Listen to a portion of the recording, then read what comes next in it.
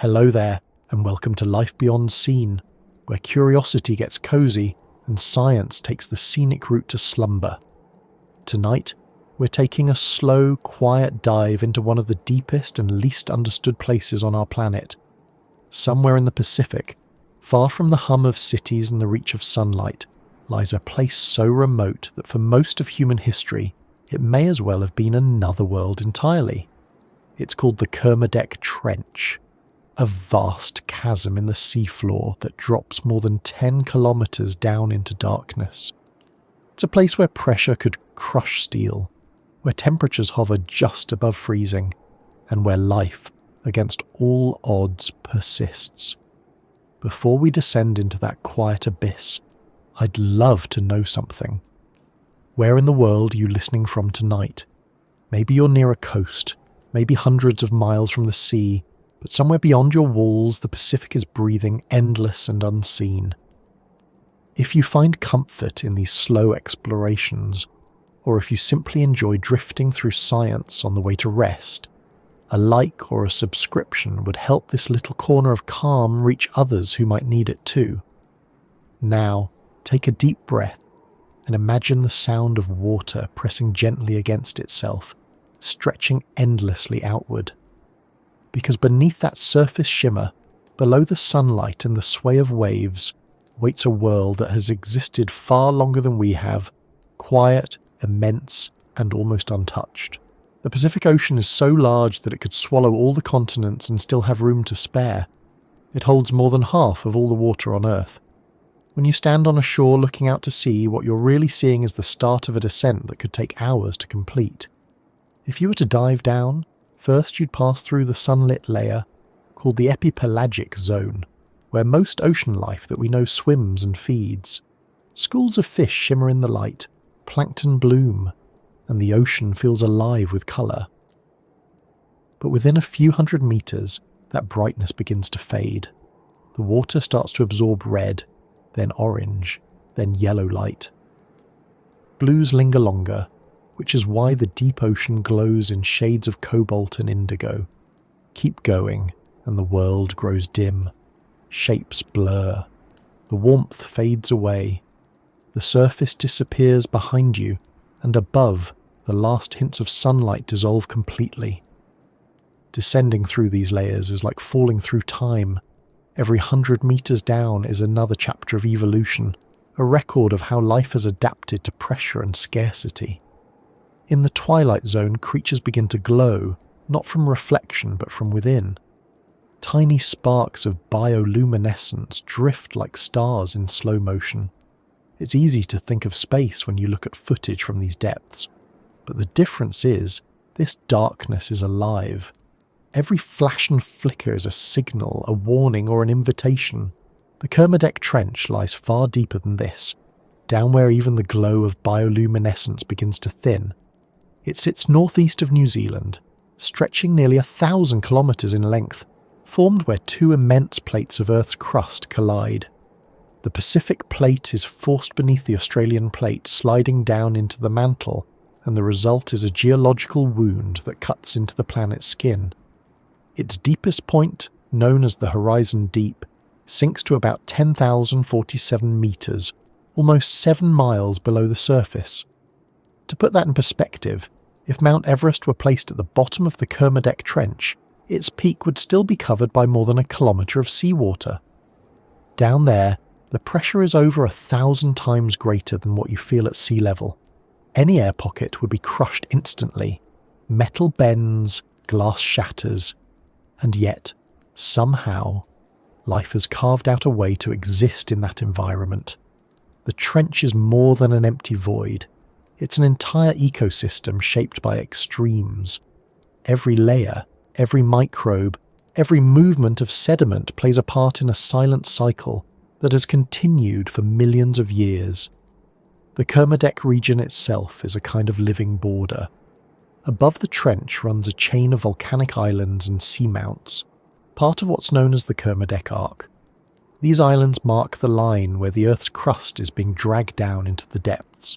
Some of them still smoke with volcanic activity, a reminder that the trench isn't just a hole in the ocean floor. It's part of the planet's constant reshaping. Earthquakes ripple through the region as the plates grind against one another. Every tremor sends vibrations up through the water column, small signals that travel across thousands of kilometers. The seabed moves, settles, and moves again. Over geological time, mountains rise and vanish here. The surface of the ocean might look calm, but underneath, the planet is in motion. Scientists didn't even know about the Kermadec Trench until the 20th century. For centuries, the deep sea was considered a lifeless void. The logic was simple: no light, no plants, too much pressure, too little oxygen. It wasn't until deep-sea dredging and sonar mapping began that we started to realise how wrong that assumption was. In the 1950s and 60s, oceanographers began exploring the Mariana Trench, another subduction trench on the other side of the Pacific, and found organisms even at its deepest points. That discovery changed everything. If life could exist there, then it could exist in any trench, including Kermadec's hidden world. Since then, expeditions using remotely operated vehicles and deep-diving submersibles have reached parts of the Kermadec system and found communities of creatures that look like they belong to another planet entirely. Transparent snailfish with delicate, almost ghostly bodies, amphipods the size of small mice scuttling through the sediment, microbes that live by feeding on chemical reactions rather than sunlight. Each new mission reveals something stranger than the last, as if the ocean is reluctant to give up its secrets all at once. It's worth pausing on the sheer physical reality of that environment. The water at those depths weighs so heavily that it forces life to change at a molecular level. Proteins that would unfold under such pressure in surface organisms have evolved to stay flexible. Cell membranes are built differently, using molecules that remain stable even under compression. Enzymes work at near freezing temperatures. Every adaptation is a solution to the same problem: how to keep existing when the universe seems designed to crush you. That kind of resilience feels oddly comforting. Even in a place where sunlight never reaches, something finds a way to survive. The trench itself isn't uniform, it's more like a series of narrow valleys and steep slopes, broken by small ridges. Landslides occasionally tumble down its sides, sending avalanches of sediment into the abyss. These underwater landslides can travel for miles, reshaping the landscape in minutes. Some leave behind scars visible even in sonar maps, massive streaks carved into the seafloor. But most of the time, the trench is still. The sediment settles slowly, grain by grain, forming layers that record the planet's history. Volcanic ash, microscopic shells, bits of organic matter from the surface, all of it drifts downward through the water column like slow-motion snow. It can take months or years for a single particle to reach the bottom, and when it does, it becomes part of a record that stretches back tens of millions of years. If you were to slice through those layers, you could read them like pages in a book, each one a snapshot of Earth's climate, its volcanic outbursts, even its mass extinctions. One of the most fascinating discoveries about the Kermadec Trench is how interconnected it is with the rest of the ocean. Even though it feels isolated, it's part of a global circulation system that links surface and deep waters. Every current, every swirl of plankton, every dying whale that sinks to the seafloor carries energy from the sunlit world above into the dark. When a whale dies and its body drifts down, it becomes what scientists call a whale fall, a sudden banquet for deep-sea life. Dozens of species gather around to feed, scavenging amphipods, worms, and eventually bacteria that break down even the bones. In the trenches, where food is scarce, events like this are monumental. A single whale fall can support an entire community for decades. It's a reminder that even in isolation, the deep ocean is sustained by what happens above. There's something humbling about realizing that the deepest parts of the Earth depend on the surface, just as the surface depends on them. The ocean's depths regulate our planet's temperature and carbon cycle. The creatures down there, invisible and unknown, play a part in keeping our atmosphere stable. They trap carbon in their bodies, bury it in the sediment, and recycle nutrients that eventually rise again. The trench may be hidden, but it's not separate. It's part of the same living system that includes you, me, and every breath we take. Exploration of the Kermadec Trench is still in its early days. Few people have ever seen it directly. The pressure makes human descent nearly impossible, so most data comes from remotely operated vehicles, robotic explorers built to withstand the crushing environment. They carry lights, cameras, sensors, and sometimes small collection arms to gather samples. When one of these machines descends, it takes hours just to reach the bottom. The video feed when it arrives is often grainy, filled with drifting particles that look like dust in a sunbeam. But then, out of that haze, a shape moves, something pale and slow, like a ribbon uncoiling. It might be a sea cucumber or a snailfish, or something we've never named. Every sighting feels like a message from another world. These expeditions don't just expand our knowledge of the ocean, they stretch our sense of what life can be. There's also an emotional side to this kind of exploration that's hard to ignore. When scientists talk about the deep ocean, there's often a mixture of awe and unease. It's not just the danger or the difficulty. It's the realization that we still know almost nothing about most of our planet. Over 80% of the ocean floor remains unmapped at high resolution. The Kermadec Trench is one of the least explored regions on Earth, and yet it's part of the same system that governs weather, climate and ecosystems across the globe. The unknown isn't far away, it's right below us. The deeper we go, the more we realize how little we've seen.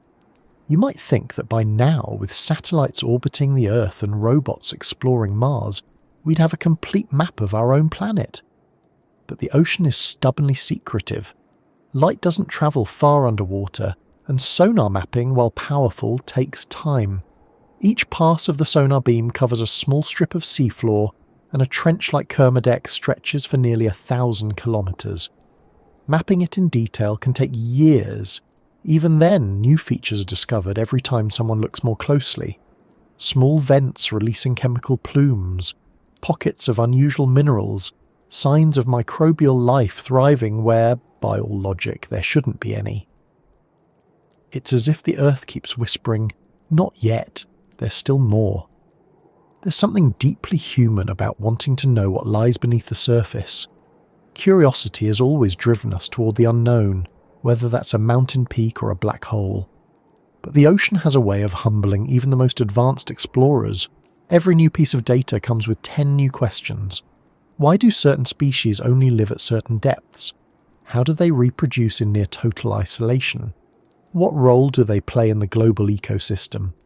These aren't just scientific curiosities, they're part of understanding how life endures, adapts and continues, even in the harshest environments imaginable. When you think about it, the Kermadec Trench is both alien and familiar. It's alien because it defies our senses. No light, no sound, no colour as we know it. But it's familiar because it's built from the same elements as us. Carbon, nitrogen, water, pressure, energy. The difference is only in degree. We live in one layer of Earth's great gradient, and the creatures of the trench live in another. Neither is more or less natural. They're simply adapted to their own place in the spectrum.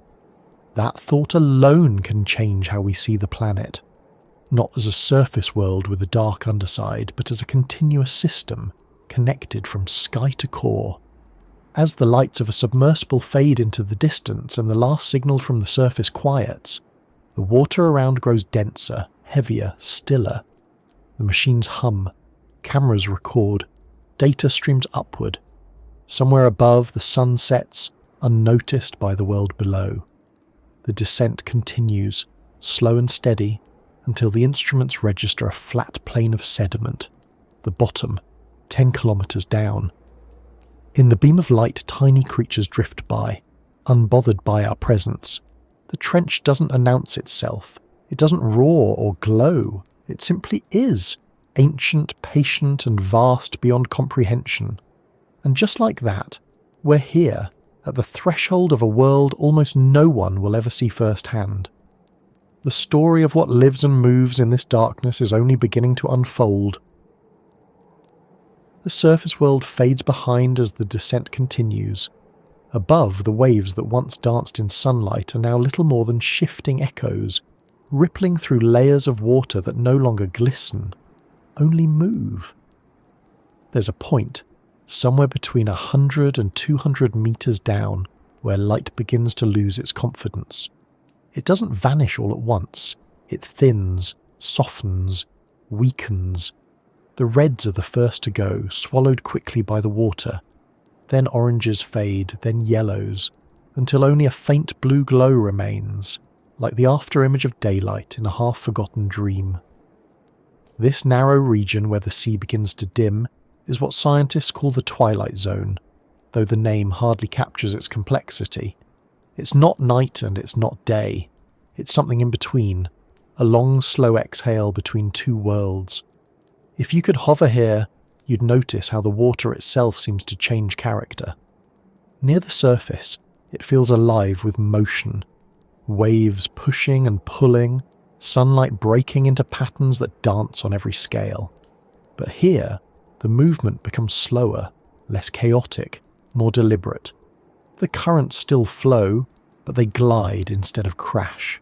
Sound travels farther, sharper, cleaner. A single click from a distant whale can echo across kilometers. It's quieter, yet more connected. The ocean at this depth is like a great cathedral filled with invisible voices. This is also the zone where the first true adaptations of darkness appear. Many of the creatures that live here are built for invisibility.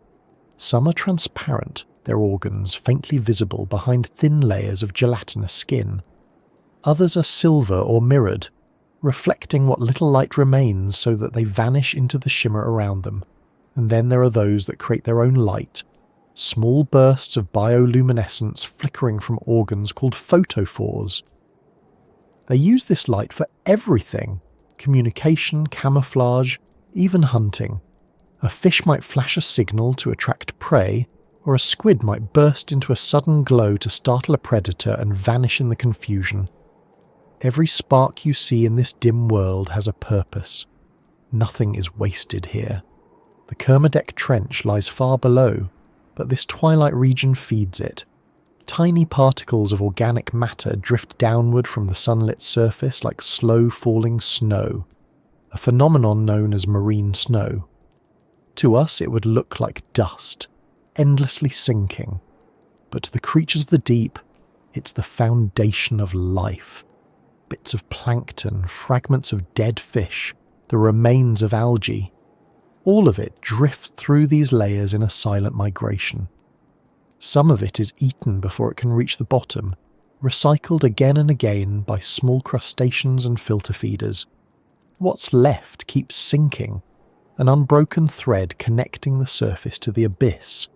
In a way, it's the ocean's own economy, where every scrap of energy, every atom of carbon, is used and reused until nothing remains. The twilight zone might seem like a quiet buffer between the bright world above and the dark world below, but in truth, it's one of the busiest layers of the ocean. Every night, billions of animals rise from the depths to feed closer to the surface, and every morning they sink again to hide from predators. This daily vertical migration is the largest mass movement of life on Earth, larger than any land migration, larger even than the flocks of birds that fill the sky. It happens invisibly, every night, all around the planet.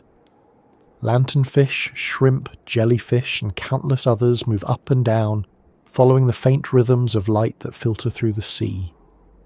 When dawn breaks, they retreat again, vanishing into darkness as if the ocean itself were breathing. Inhale, exhale, life ascending and descending in rhythm with the day. What's remarkable is how coordinated this all is without any central signal. No creature is giving orders, no current dictates the pattern. Yet across thousands of kilometers, the same dance unfolds. This synchronization is guided by light, what little there is, and by the internal biological clocks of these creatures tuned over millions of years to the pulse of the planet. Even here, where sunlight is a memory, its influence still lingers. It's hard not to think of it as a kind of communication between worlds, a reminder that the surface and the deep are never truly separate. The temperature begins to drop sharply here. In the surface layers, the sun keeps the water warm, but just a few hundred meters down, the heat bleeds away. It can fall from over 20 degrees Celsius near the top to just a few degrees above freezing in the twilight depths. The drop isn't gradual. It happens in a band known as the thermocline, where warm and cold water meet. The difference is so sharp that it can act like a barrier, trapping nutrients below and creating a hidden boundary between ecosystems. Some species spend their entire lives above it, others below, and few cross it freely. It's one of those invisible lines that define the structure of the ocean, not through walls or cliffs, but through gradients and transitions. To a human observer inside a submersible, this region would look both mesmerizing and unsettling. The water outside is never still. Small particles drift in the beams of light, giving the impression of movement even when there's none. Every few minutes something glides by, a jellyfish pulsing gently, a ribbon of salp drifting like a translucent chain, or a small fish flashing a pattern of light before vanishing again. There's a strange sense of vastness here. You can't see far, maybe only a few meters, but you feel the immensity of the space. It's like standing in fog at night, knowing there's a world around you but seeing only fragments. Exploring this zone has always been difficult. Nets tear easily, cameras distort under pressure, and artificial lights can frighten the very creatures they're meant to reveal. For decades, what we knew of the midwater world came from the fragments caught in nets. Broken bodies, crushed jellyfish, delicate animals reduced to nothing more than traces. It wasn't until new technologies allowed for observation without capture that we began to understand just how alive and complex this layer is. The twilight zone isn't empty at all. It's densely populated, just not in the way we expect. The animals here are small, fragile, and perfectly tuned to the faint light that defines their world. They may be invisible to us, but they form the backbone of oceanic life. The Kermadec region in particular is home to an extraordinary range of these midwater species. Because the trench lies so close to volcanic activity and nutrient-rich currents, it supports a vibrant food web even in its mid-depths. Plankton from the surface sink and accumulate, drawing swarms of filter feeders and predators in turn. Scientists studying the area have recorded unexpected biodiversity, species that don't appear elsewhere, suggesting that the trench acts as a kind of isolated evolutionary pocket. The creatures here may have been evolving separately for millions of years, shaped by a mix of cold water, extreme pressure, and limited resources. Pressure at these depths is already immense, dozens of times greater than at the surface, and yet it's still only a fraction of what lies below. Every 10 meters of water adds roughly 1 additional atmosphere of pressure. By 1,000 meters, the weight pressing down is already 100 times what you feel on land. To survive, animals here rely on unique physiological tricks. Many have no air-filled spaces in their bodies, which prevents them from being crushed. Their tissues are gelatinous, almost fluid, which distributes pressure evenly. Some have antifreeze-like compounds in their blood to prevent ice crystals from forming in the near-freezing water. Others rely on slow metabolism, conserving energy in an environment where food is scarce and movement is costly. Every feature is a compromise, a small adaptation carved out by time and necessity. Even the colour palette of life here changes with depth. Near the top of the twilight zone, fish and invertebrates might still show blues and greens, colours that blend with the dim light filtering from above. Deeper down, reds and blacks dominate. In this world, red light no longer exists, so red-coloured animals appear black, invisible to predators. Some deep species are transparent, others opaque and dark as ink. The designs are not for beauty but for survival. To see them under the artificial glow of a submersible light is to witness something both eerie and oddly graceful. as if evolution itself has been painting in invisibility. One of the most haunting sights captured near the Kermadec region came from a robotic submersible that recorded a cascade of glowing specks drifting upward. At first glance, it looked like a blizzard of light, each particle pulsing faintly before fading. The team later realised it was a swarm of small crustaceans responding to the machine's lights, each producing a defensive flash meant to confuse predators. For a moment, the abyss looked like a sky filled with stars, a brief illusion of reversed gravity. But the lights faded, the movement slowed, and the darkness returned as if nothing had happened. It's moments like that that remind scientists why this work matters, not just for the data, but for the fleeting experience of wonder in a place almost no one will ever see. The transition from light to darkness isn't just physical, it's also symbolic of how human understanding works. We tend to focus on what's illuminated, the parts of the world that are easy to see and measure. But most of reality, from the ocean's depths to the workings of our own minds, exist in shadow. We build instruments, theories, and models to shed light. But the more we illuminate, the more we realise how vast the darkness still is. The Twilight Zone is a perfect metaphor for this kind of knowledge. Not ignorance, but the space in between, where we see just enough to know that there's more. Below this zone, the light dwindles to nothing. Even the faintest glow of bioluminescence becomes rare. The water grows colder, heavier, and more still. Sound travels faster now, yet there are fewer voices to carry it. The deep scattering layer, the dense concentration of migrating animals, fades away, leaving a quieter, emptier expanse. Here the world becomes something else entirely. It's the start of the abyssal realm, where the ocean's weight begins to feel infinite, and the Kermadec Trench opens its unseen mouth. But before sinking that far, it's worth lingering a little longer at this threshold, where the last hints of light still linger. There's a kind of beauty in the transition itself. The surface world, with its noise and colour, depends on sunlight. The deep world, silent and slow, depends on chemistry and chance. The Twilight Zone bridges the two, reminding us that life doesn't obey our boundaries. It adapts, shifts, evolves. It finds the narrow spaces where conditions overlap, and it thrives there. The creatures of this depth are living experiments, proof that survival is often less about abundance and more about balance. When you picture the Kermadec Trench, it's tempting to imagine a single great pit descending sharply into darkness, but it's more complex than that. The trench begins gradually, with the seafloor sloping downward, ridges giving way to valleys, each deeper than the last. Along the way, the Twilight Zone casts its faint influence, light penetrating just far enough to nourish a few drifting organisms that wander too far from the surface. The boundary between this world and the next isn't drawn by a line on a map, but by the slow surrender of light. And once that last trace fades, we pass into a world shaped entirely by darkness and pressure, a world waiting quietly below. The descent doesn't feel abrupt. It's more like easing into sleep, awareness fading one layer at a time.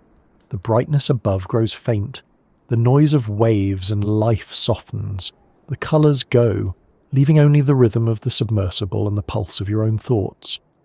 In that narrowing band of visibility, before everything disappears, the mind begins to settle. You can almost sense the depth, not as distance, but as weight, as presence. The ocean is no longer something outside you. It feels like something you've entered, a slow, silent continuum that doesn't end, only deepens. And somewhere beneath that calm, beyond the reach of twilight, the earth itself begins to fold. The deeper you go, the slower everything becomes. Motion loses its urgency, and even the smallest vibration seems to hang suspended in the heavy water. The descent from the Twilight Zone into the true deep is a crossing few eyes have witnessed directly. The light fades not in an instant, but in a long, almost imperceptible retreat, until you find yourself surrounded by a darkness so complete that it no longer feels like an absence but a presence of its own. It's not empty. It's dense, patient, and strangely alive.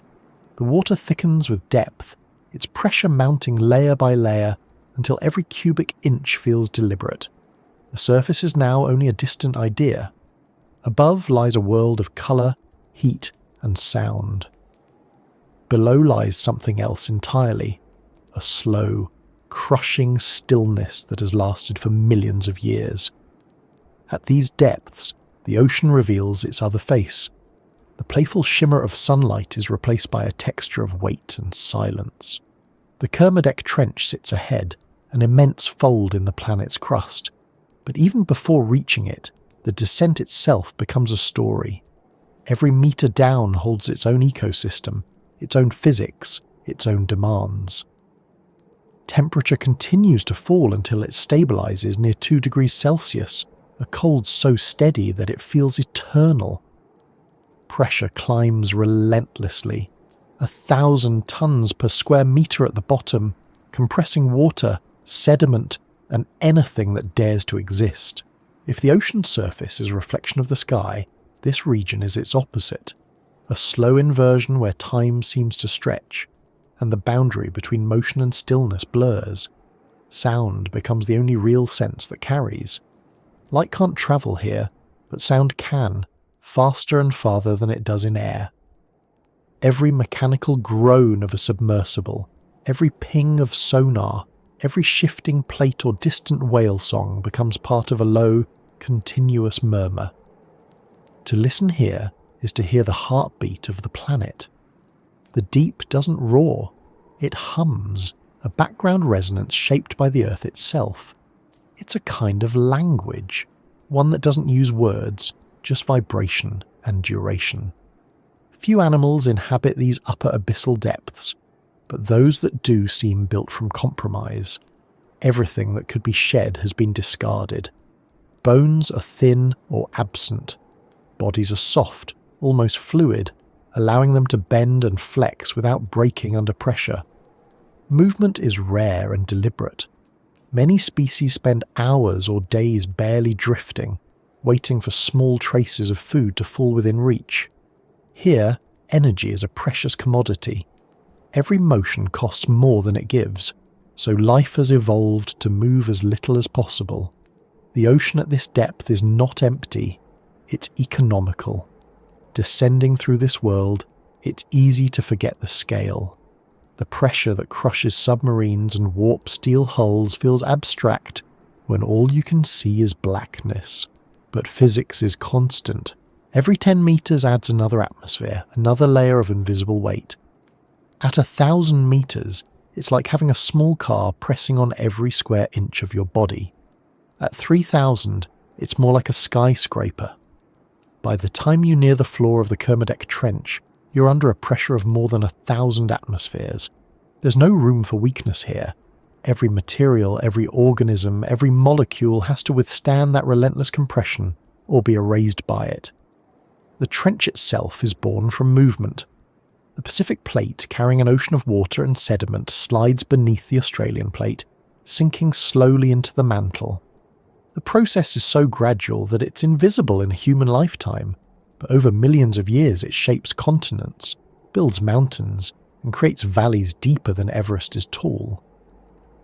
The Kermadec Trench is one such valley, carved by the unending collision of these plates. Its walls are steep, its floor narrow, and its edges trembling with seismic energy. The trench isn't still. It's always shifting, flexing, adjusting to forces that never stop. Earthquakes here can reach magnitudes that shake the sea itself. When they happen, the sound carries for hundreds of kilometers through the water, a deep rolling groan that speaks of rock grinding against rock. For most of history, this world was completely unknown. Even now, we've mapped only fragments of it in detail. To reach it requires technology that can withstand not only crushing pressure, but also immense distance. A descent to 10 kilometers takes several hours, during which every creak of metal feels personal. Communication with the surface is slow and limited. The water absorbs radio waves completely, so contact depends on long acoustic pulses, like whispers travelling through stone. The further you go, the more isolated you become. By the time you reach the trench floor, you're as removed from the surface as if you'd left the planet entirely. The descent passes through regions with names that sound deceptively gentle. The bathypelagic zone, the abyssal plain, but the reality is stark. The bathypelagic zone begins around 1,000 metres and extends to 4,000. It's here that the last traces of sunlight disappear completely. Above, the twilight fades into black. Below, the pressure multiplies into silence. The few creatures that dwell here seem less like inhabitants, and more like ideas that refuse to die. Long, thread-like fish drift in the water, their bodies almost motionless, using chemical sensors rather than sight to detect prey. Giant amphipods scavenge along the slopes, their exoskeletons flexible yet strong. Sea cucumbers crawl slowly across the sediment, feeding on the fine layer of organic dust that settles from above. It's a world built on patience. The deeper the fall, the more everything slows. Even decomposition becomes sluggish. A dead fish might take months to disappear entirely. The cold preserves, the pressure prevents gas from forming, and the absence of scavengers means that decay is an unhurried process. The bottom of the trench is littered not with skeletons, but with the traces of things that once were. Shapes half erased, outlines pressed into the sediment like faint fossils of the present. It's difficult to say whether this stillness is peace or exhaustion. Down here, the difference feels irrelevant. Scientists studying samples from these depths have discovered that life continues even where it seems impossible. Bacteria thrive in the mud, feeding on chemical reactions between minerals and water. Some of them produce enzymes that only work under high pressure, a trait that vanishes when brought to the surface. Others use methane or sulfur compounds as fuel, performing a kind of chemistry unknown in shallower seas. These microorganisms are invisible to the naked eye, but they form the base of the trench's ecosystem. Without them, the larger creatures wouldn't exist. The deep ocean depends not on sunlight, but on chemistry, an alternate form of photosynthesis powered by the planet's own energy. When exploring the Kermadec Trench, scientists often talk about the sensation of falling endlessly. The walls are so steep that sonar maps look like topographic sketches of mountains turned upside down. There's a point where the slope drops away entirely and the instruments register nothing but a void. That's when you know you've reached the trench proper. The submersible continues downward, its lights cutting through a darkness that feels physical. Every metre deeper, the pressure increases, the temperature stabilises, and the silence thickens. Even the hum of the sub's machinery seems muffled, as though the ocean absorbs sound along with light. There's a certain contradiction in all this. We think of the deep sea as a place of chaos, volcanoes, earthquakes, crushing forces, but what you see, or rather feel, is serenity. Nothing happens quickly here. The trench has no storms, no tides in the way we know them. Currents move so slowly that a piece of sediment might take a century to drift a few metres. If there's turbulence, it's geological, unfolding over millennia. Time itself feels altered. The minutes stretch, and the boundary between past and present softens. Every object, every particle, seems to exist in a state of quiet endurance. There are signs of life even in this stillness. Delicate trails mark where amphipods have crawled through the sediment. Small plumes of disturbed silt hint at unseen movement. Occasionally a translucent snailfish appears, gliding effortlessly through the water. It looks fragile, almost ethereal, yet it's one of the few vertebrates capable of surviving such pressure. Its bones are soft, its flesh rich in compounds that prevent cells from collapsing. It doesn't fight the environment, it becomes part of it. Observing one feels like watching evolution distilled to its simplest form. Life adapting not by resisting, but by yielding. The trench walls are covered with sediment that has been accumulating for eons. Each layer records a different age of Earth's history: volcanic eruptions, ice ages, mass die-offs, all written in microscopic grains. Cores taken from the trench floor reveal a timeline stretching back tens of millions of years. Scientists studying these cores can trace patterns of climate change, ocean circulation, and biological evolution. In this way, the trench acts as an archive, a geological memory that remembers everything even as the world above forgets. When submersibles descend into this realm, they sometimes encounter something unexpected: a faint haze of suspended particles glowing softly in the light beams.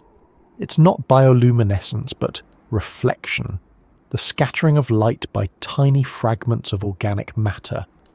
This haze gives the illusion of motion, like dust drifting in a sunbeam, but it's the ocean's slowest snowfall, a constant drizzle of detritus from the surface.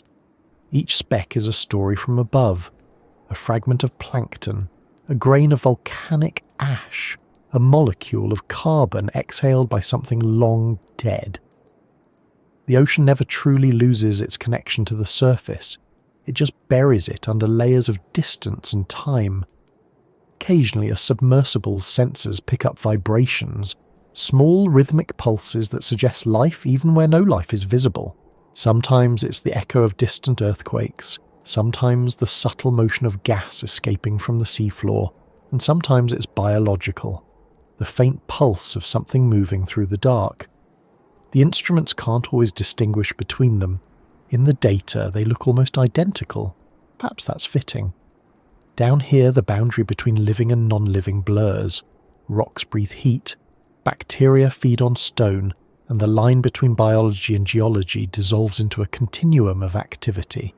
One of the more haunting discoveries made in the Kermadec region is how human influence has reached even this far. Plastic fibres have been found embedded in the sediment at depths exceeding 10,000 metres.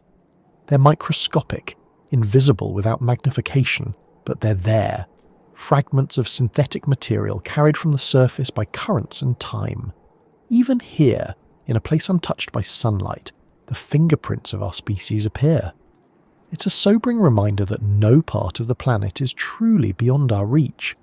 The ocean doesn't isolate, it connects. Whatever enters it eventually travels, and even the deepest trenches receive the residue of our civilization.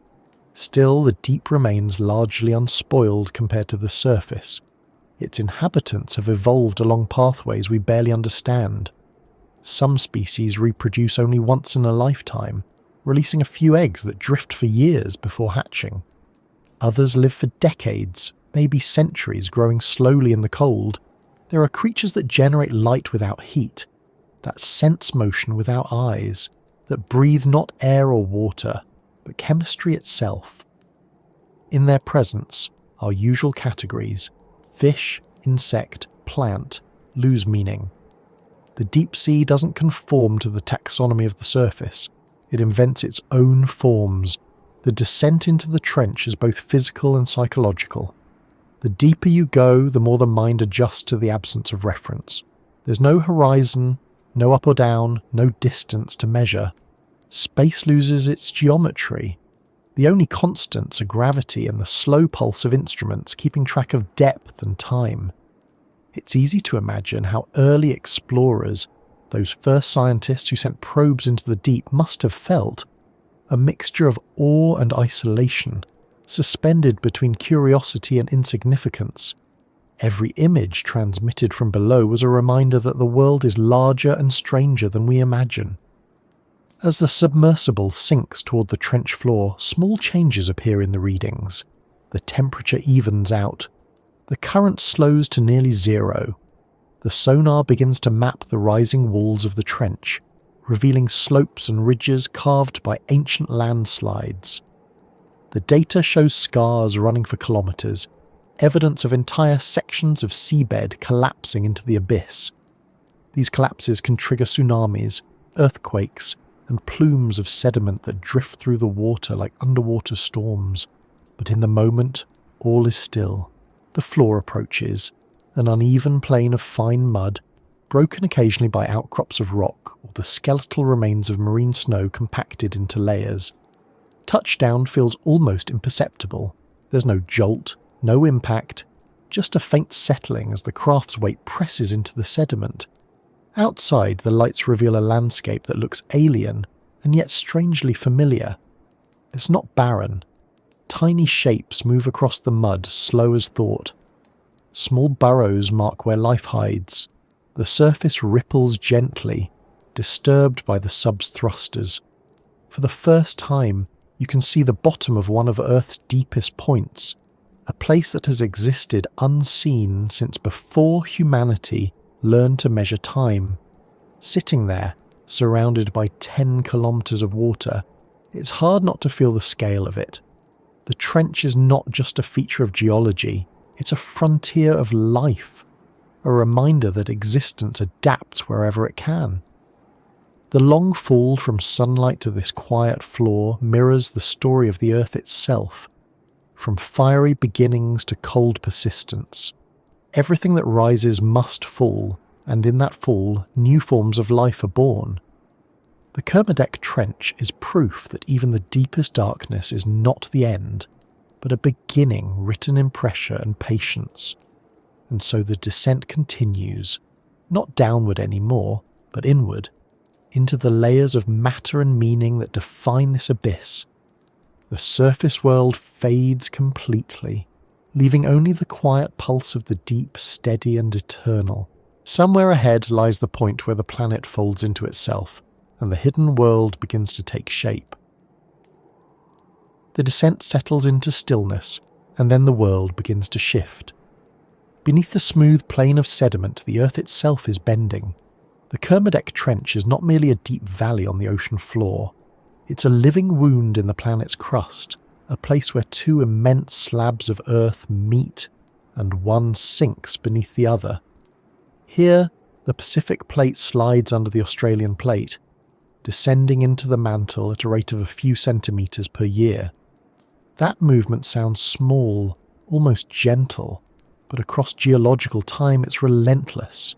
Every inch, every year, builds mountains, forms islands, and drives earthquakes that can shake the ocean to its surface. The trench is the visible edge of that process, a deep, curving scar where the ocean folds in on itself. If you could strip away the water and look directly at it, the Kermadec system would appear as a great arc, stretching nearly 1,000 kilometres northeast of New Zealand. It's part of the Pacific Ring of Fire, the vast chain of trenches and volcanic arcs encircling the ocean. These are the boundaries where tectonic plates collide, diverge and grind together, releasing the planet's internal heat in eruptions and tremors. The Kermadec Arc is particularly dramatic. Along its length lie dozens of submarine volcanoes, some active, some dormant, and a scattering of small islands that mark the line where the crust breaks the surface. Each island is a fragment of an ongoing story, built from eruptions that began long before humans appeared and will continue long after we're gone. The trench itself is narrow, barely 60 kilometres across, but its sides rise steeply for thousands of metres. The western wall, where the Australian Plate overrides, is jagged and unstable, cut by faults and ridges that shift under constant stress. The eastern wall, where the Pacific Plate descends, slopes downward into darkness, eventually disappearing beneath layers of rock and sediment that melt into the mantle below. The whole structure moves, bends and flexes as if it were breathing, slowly, invisibly, but continuously. To call it still would be wrong. It's motion disguised as permanence. When scientists study this region, they often describe it as one of Earth's great engines.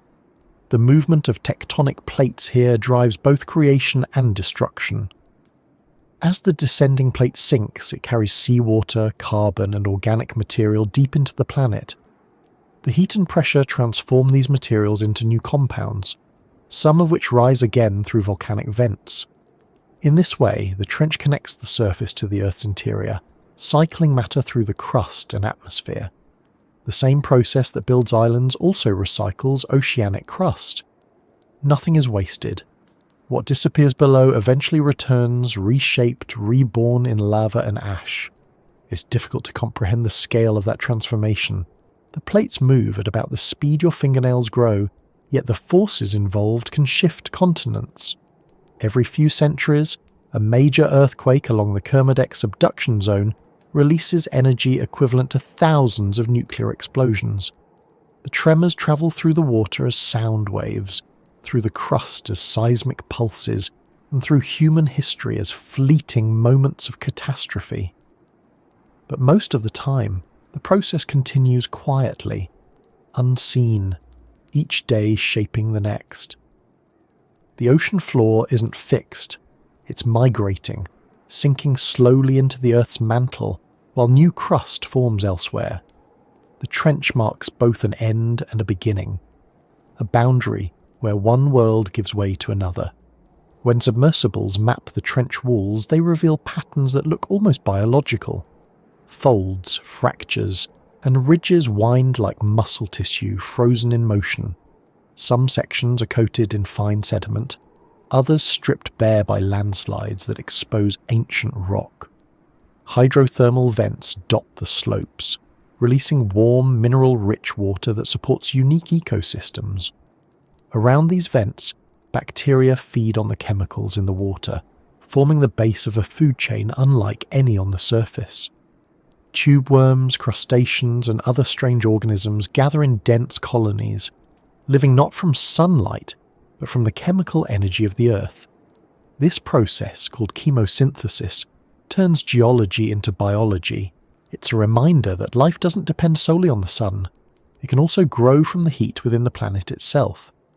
These vent communities are fragile temporary oases in an otherwise sparse environment. When an eruption or a landslide buries one, another appears elsewhere, born from new fractures in the seafloor. The creatures that live there disperse by drifting as larvae through the ocean, carried by deep currents until they find another vent. Some of these journeys might take years, even decades. Many never arrive. But the continuity persists, a slow migration sustained by patience. The trench, despite its harshness, is part of a vast network of life that spans the deep ocean, connected by the quiet flow of water and time. The folding of the ocean floor also affects the chemistry of the water itself. As the Pacific plate descends, it drags with it not only rock, but also sediments rich in carbonates and organic matter. These materials release gases as they sink and heat up, contributing to the formation of volcanic arcs above. The gases, carbon dioxide, methane, water vapour, eventually rise through fissures, feeding both underwater and surface volcanoes. This exchange is one of the primary ways the Earth regulates its atmosphere.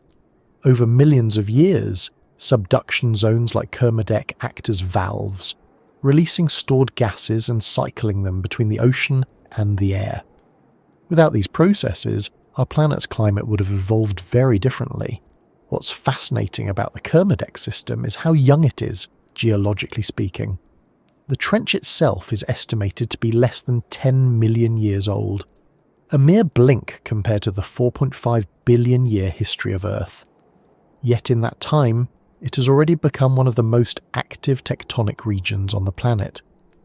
The islands along its arc, Raoul, Macaulay, Curtis and others, are the visible tips of volcanoes that continue to build and erode with each eruption.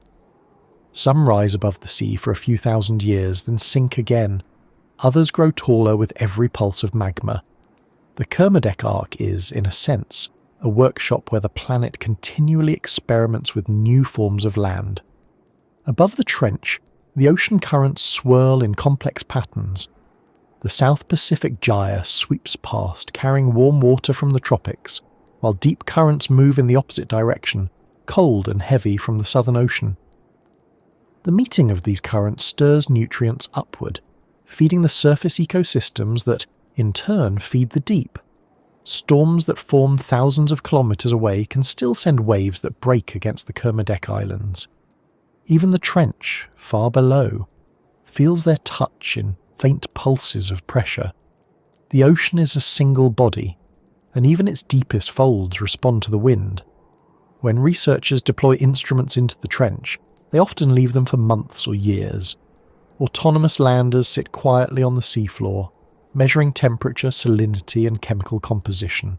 Cameras record slow, continuous footage of the world outside, sediment drifting, creatures passing, nothing much happening in human time, but everything happening in geological time. One year, a team captured a rare event, a massive slump of sediment cascading down the trench wall. It was silent, almost graceful, a slow-motion avalanche that lasted hours. When the cloud finally settled, the instruments were buried under a fine layer of silt. The event had erased part of the landscape and rewritten it instantly. In the deep ocean, change doesn't announce itself. It simply occurs, one collapse at a time. The folding of the ocean floor creates extreme variations in topography. Some sections rise abruptly into ridges, while others plunge into narrow chasms.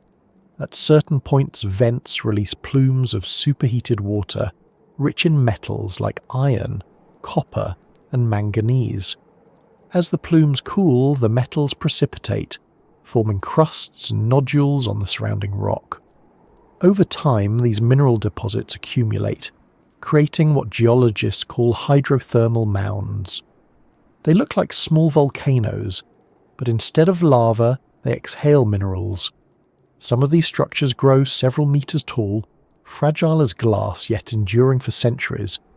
Around them, microbial mats form, turning bare rock into living tapestry. Every surface becomes a potential habitat. The Kermadec region is also a frontier for studying earthquakes and tsunamis. Because the trench lies so close to New Zealand, seismic activity here poses both scientific interest and real danger. In 2021, a series of powerful earthquakes along the subduction zone triggered tsunami warnings across the Pacific.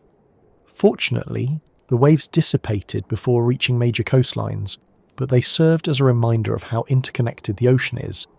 A shift in the trench can send ripples that travel halfway around the world. The energy stored in these collisions is immense, and while we measure it in numbers and scales, the ocean experiences it as motion, as rearrangement. The very shape of the seafloor changes, altering currents and ecosystems in ways we're only beginning to understand. One might imagine that the trench is static, but it's more accurate to think of it as an open wound that never closes. The plates continue to converge, the crust continues to dive, and the cycle continues endlessly. This process builds continents on one side and destroys them on the other. Every mountain range, every volcano, every earthquake traces back to these hidden boundaries beneath the sea. The Kermadec Trench is one of the places where the planet reminds us that its surface is not fixed but fluid, constantly renewing itself through both violence and creation.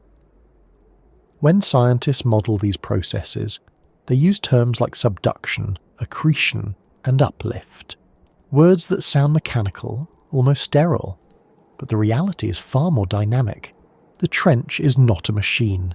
It's a system in balance, guided by physics but shaped by chaos. Heat, pressure, friction, and time combine to create a landscape that is constantly erasing and rewriting itself. The results are visible not just in maps or data, but in the living record of the islands above. Every grain of sand on Raoul Island, every puff of volcanic smoke, every tremor in the seafloor is connected to the slow bending of the ocean at Kermadec. Despite its remoteness, this region has become a focus for conservation. In 2015, New Zealand announced the creation of the Kermadec Ocean Sanctuary, one of the largest marine reserves in the world, covering over 600,000 square kilometres. The goal is to protect not just the islands but the trench and the vast ecosystems that surround it. Few people will ever visit it, but its preservation matters. Deep-sea environments are vulnerable to mining, pollution and climate change, even when they seem beyond reach. Protecting them is as much about humility as science, recognizing that the planet's deepest places deserve the same respect as its forests or coral reefs. What makes the Kermadec Trench so compelling is that it embodies the full range of Earth's processes in one place. It's geological, biological, chemical, and historical all at once. The folding of the ocean here is a gesture of transformation, a reminder that stability is an illusion.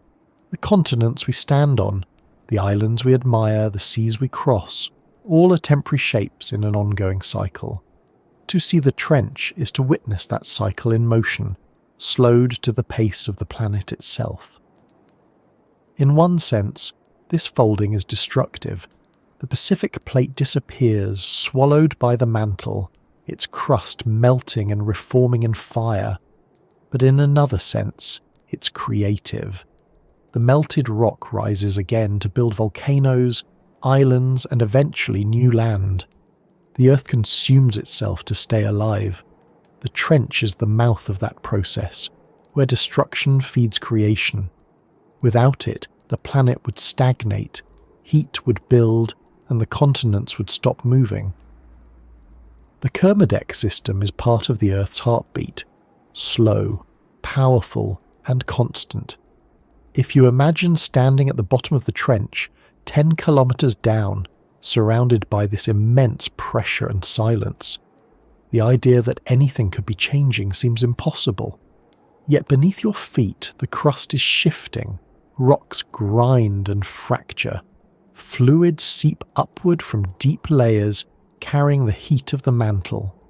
The folding is not visible, but it's continuous. Even the smallest tremor is a reminder that the ground itself is alive in its own way. It moves too slowly for the senses, too steadily for fear, but it moves nonetheless. Above, in the islands and seamounts that form the Kermadec Arc, the evidence of that movement is everywhere. Volcanic craters fill with turquoise lakes, cliffs crumble into the sea, and fumaroles hiss quietly in the wind. Raoul Island, the largest of the group, erupts every few decades, reshaping its own landscape. The ash from these eruptions settles on the water, drifts with the currents, and eventually sinks into the trench below. Even the smallest eruption adds another layer to the sediment, another chapter to the planet's memory. The connection between surface and deep is immediate and unbroken. From space, the Kermadec Arc looks like a thin scar curling through the Pacific, barely visible against the vast blue of the ocean. But under that surface, the Earth is folding, constantly writing and erasing its own geography. The ocean doesn't just sit on top of the crust, it participates in its transformation. Every wave, every current, every particle of marine snow is part of the same vast system, cycling matter from sky to core and back again. The trench is simply where that cycle becomes visible in its most dramatic form. Sitting in the deep, surrounded by darkness and weight, it's easy to forget that the planet above is moving. But even here, you can feel the slow rhythm of the fold, the way the Earth pulls and releases, stretches and contracts. The Kermadec Trench is where that rhythm becomes architecture, sculpting the seafloor into impossible shapes. It's the hinge of the Pacific, the line where the world bends and keeps bending, a silent testament to the restlessness of our planet. The longer you stay, the more that restlessness feels natural. The folding isn't violent or ominous, it's simply the way the planet breathes. Over millions of years, the same forces that crush one crust will lift another, the same collisions that destroy islands will create new ones. The trench is not an ending, it's a continuation of everything the Earth has ever done. And as the water presses in, steady and eternal, the motion continues unseen, folding the ocean one quiet centimetre at a time. The deeper the ocean folds into itself, the more it seems to resist the very idea of life. Down here, sunlight is not just distant, it is irrelevant. The water presses with a weight that would crush steel, temperatures hover just above freezing, and food drifts down only as dust. Yet, in this realm that seems sculpted for absence, life persists. Fragile, improbable, but undeniable. Every living thing here is a study in endurance, an experiment in survival under pressure that defies the limits of what biology should allow. It begins invisibly, with bacteria living inside the seafloor itself. They occupy spaces within the sediment, between grains of sand and clay, places so small that the pressure cannot reach them all at once.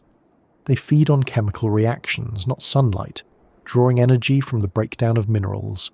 Iron, sulfur, methane. These are their fuels. In their slow, unseen work, they convert geology into biology. Without them, the deep ocean would be sterile. With them, it becomes something entirely different. A web of microscopic life so vast that it may outnumber all other ecosystems on Earth combined. These bacteria are ancient, descendants of the planet's earliest inhabitants, still thriving where conditions most closely resemble the beginnings of life itself. A little higher above the seafloor, small crustaceans scuttle through the sediment. Amphipods, creatures that look like a cross between shrimp and insects, dominate the trenches. They are built for this pressure, with exoskeletons that bend instead of break, bodies that compress without collapsing. Some are no larger than a grain of rice, others the length of a finger.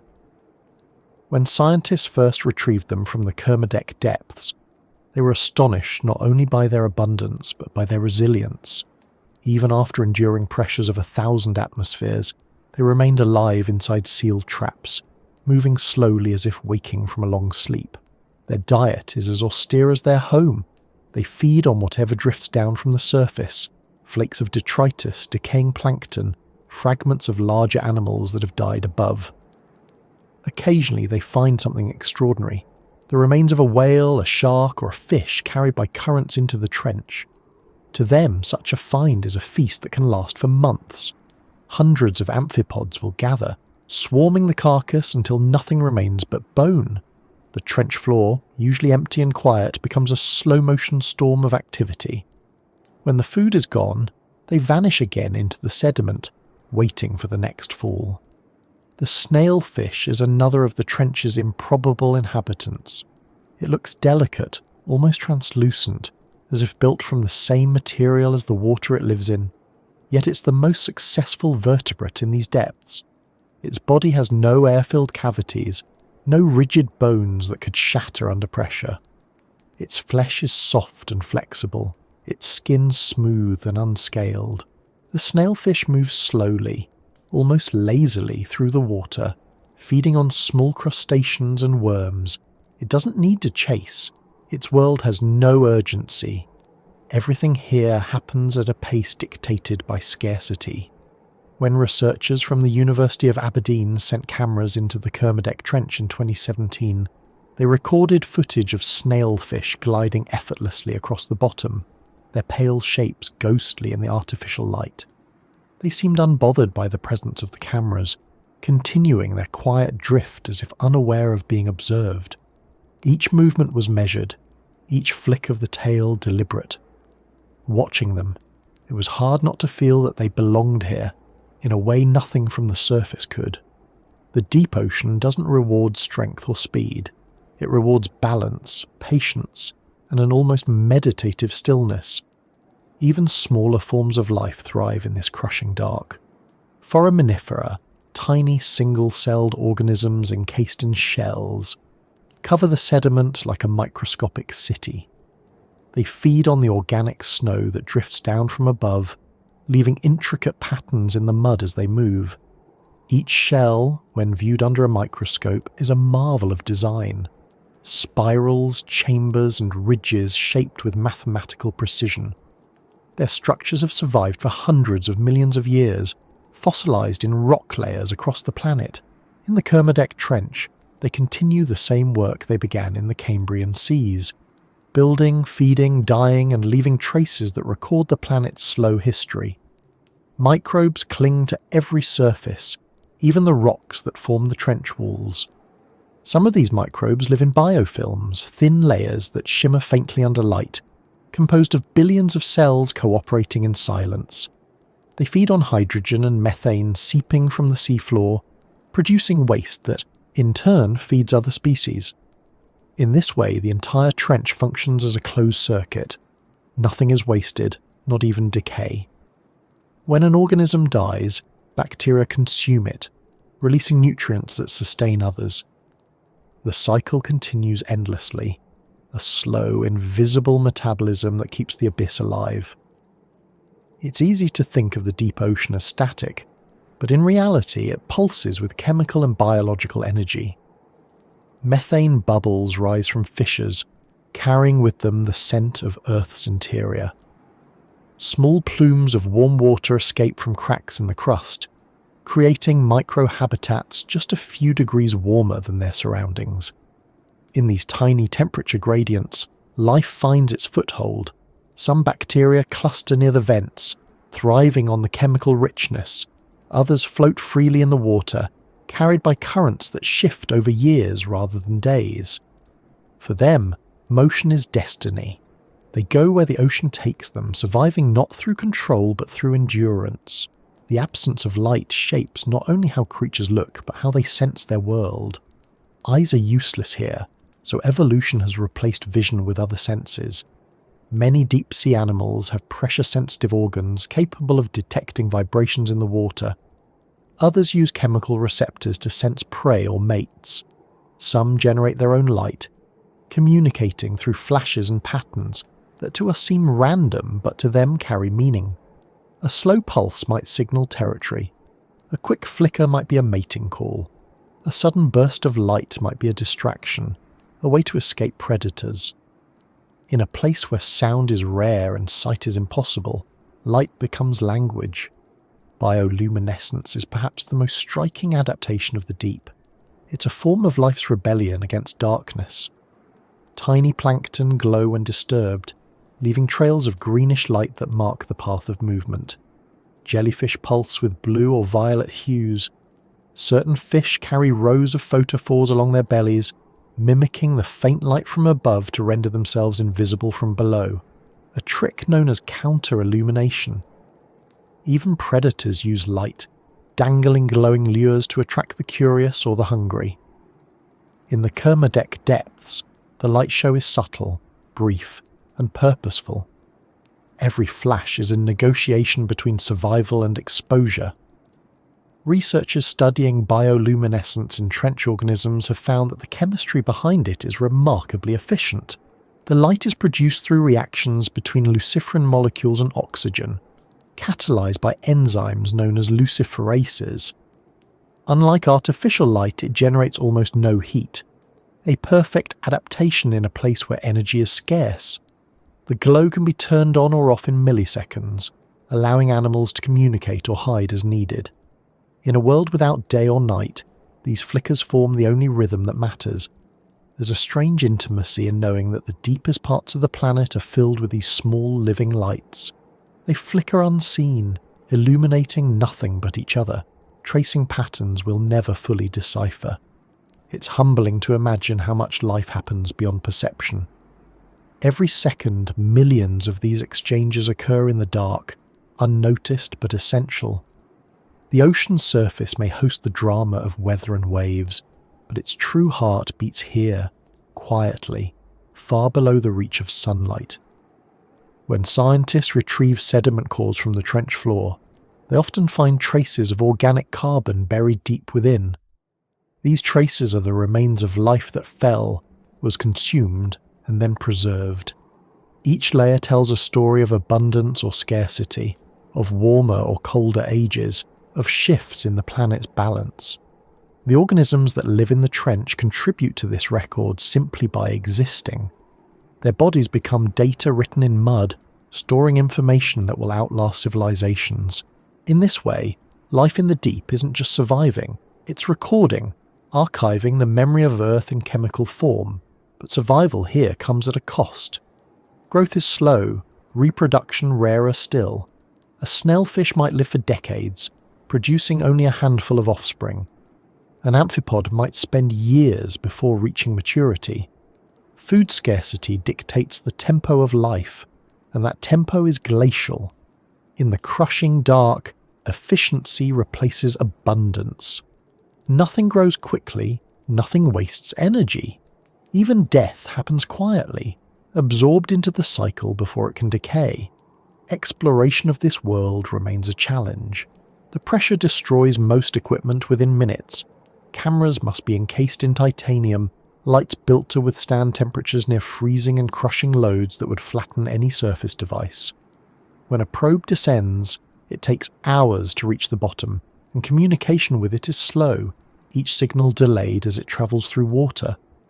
What we know of the trench's inhabitants comes from brief glimpses, grainy footage, samples retrieved by chance, fragments of DNA caught in the water. Each discovery feels like a whisper, a fragment of a larger conversation we're only beginning to understand. One of the most surprising findings from the Kermadec region was the presence of amphipods containing plastic compounds in their bodies. These creatures, living in one of the most remote environments on Earth, had ingested microplastics that had drifted from the surface. It's a grim reminder that even here, life cannot escape the consequences of the surface world. The same currents that carry food also carry pollution. The ocean connects everything, and nothing we release into it ever truly disappears.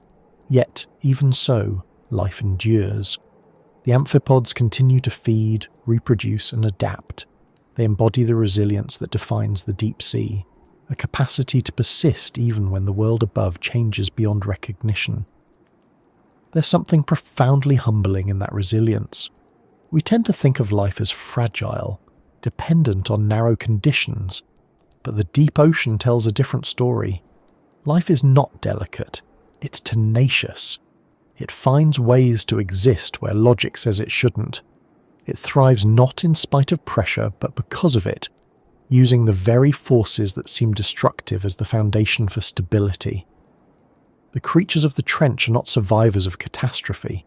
They are the baseline, the constant reminder that existence is possible anywhere patience outweighs haste.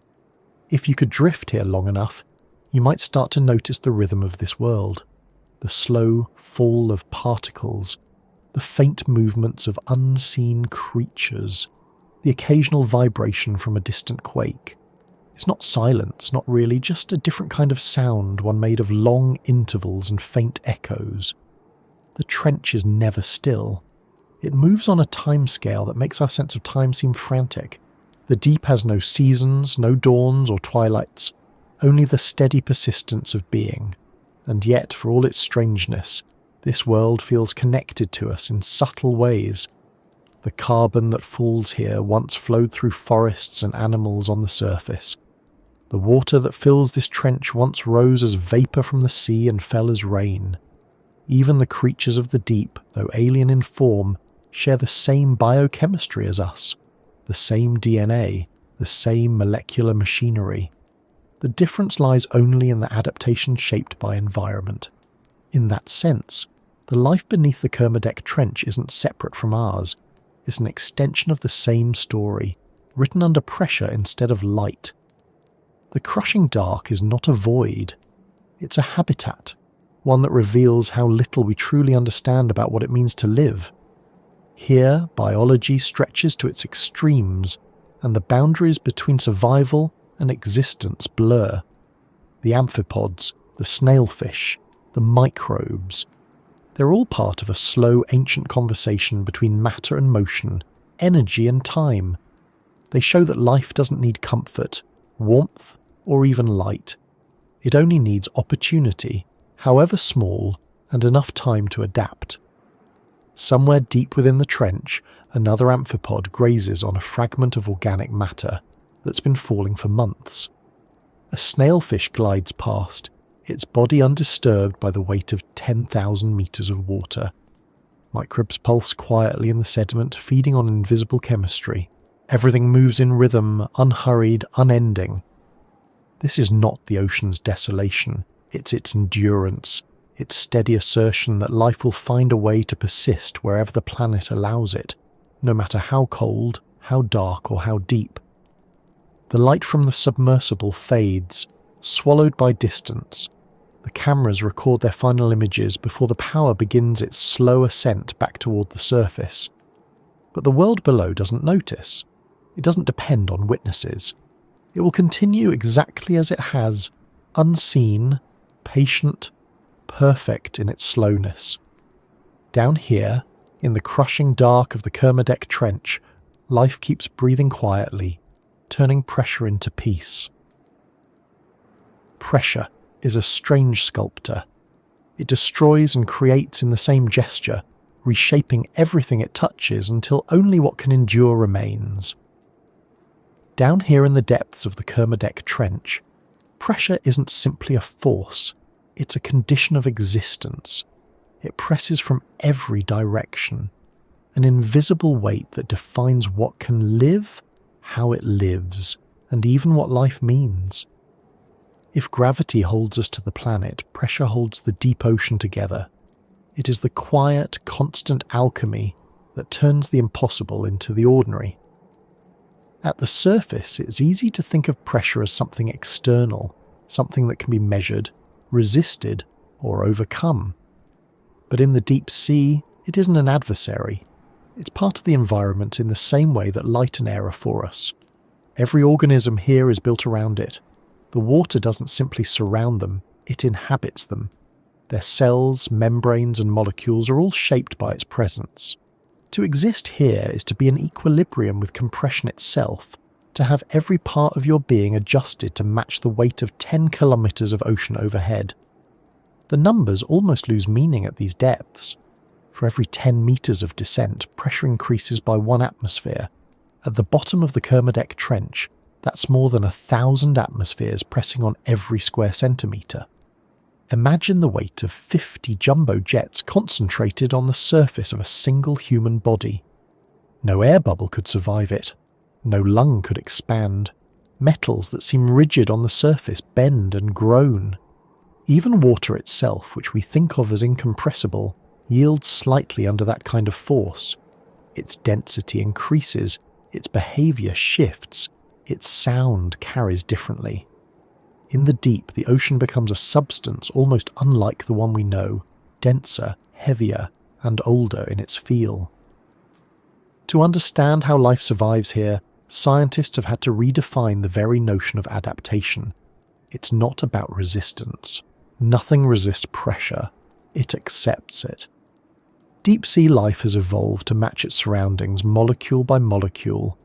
Proteins, the molecular machines that drive every biological process, behave differently under pressure. In surface organisms, these proteins rely on delicate folding patterns to maintain their shape and function. Under extreme compression, those patterns collapse and the proteins unravel. For creatures of the trench, evolution has rewritten this rule. Their proteins contain special amino acids and stabilizing molecules known as piezolites, chemical compounds that protect their structure under immense force. Without these piezolites, cellular life would crumble in seconds. With them, cells remain flexible, stable, alive. These protective compounds act almost like molecular cushions. They prevent the hydrogen bonds within proteins from collapsing and allow enzymes to function normally even under conditions that would destroy any surface species. In the Kermadec depths, one of the most common piezolites is trimethylamine N-oxide, or TMAO. It's the same compound that gives many deep-sea fish their distinctive odour when brought to the surface. The deeper the organism lives, the higher its concentration of TMAO, which stabilises proteins by counteracting the effects of pressure on water molecules. This relationship is so consistent that scientists can often estimate an animal's habitat depth simply by measuring how much TMAO is in its tissues. In a sense, chemistry itself keeps the record of depth. Pressure doesn't only shape biochemistry, it sculpts form. The animals of the deep are soft not by accident but by necessity. Rigid structures create weak points where pressure can concentrate and cause collapse. Flexibility, not strength, is the secret to survival. That's why many trench dwellers appear gelatinous, almost ethereal. Their bodies are composed mostly of water, matching the density of their surroundings so perfectly that they neither sink nor rise. Some have lost bones altogether, others possess skeletons made of cartilage so thin it's nearly transparent. Muscles are sparse, organs minimal, and movement economical. What would seem fragile to us is, in truth, the pinnacle of adaptation. To live here is to yield without breaking. This equilibrium between the living and the crushing weight around it is an elegant kind of compromise. It blurs the line between the external world and the internal one. Pressure becomes not an enemy but an element, a partner in the ongoing experiment of existence. The snailfish that glides through this darkness doesn't resist the pressure pressing on its body. Its tissues are filled with the same water that surrounds it, and its internal pressure matches the external exactly. It doesn't fight the environment. It is the environment.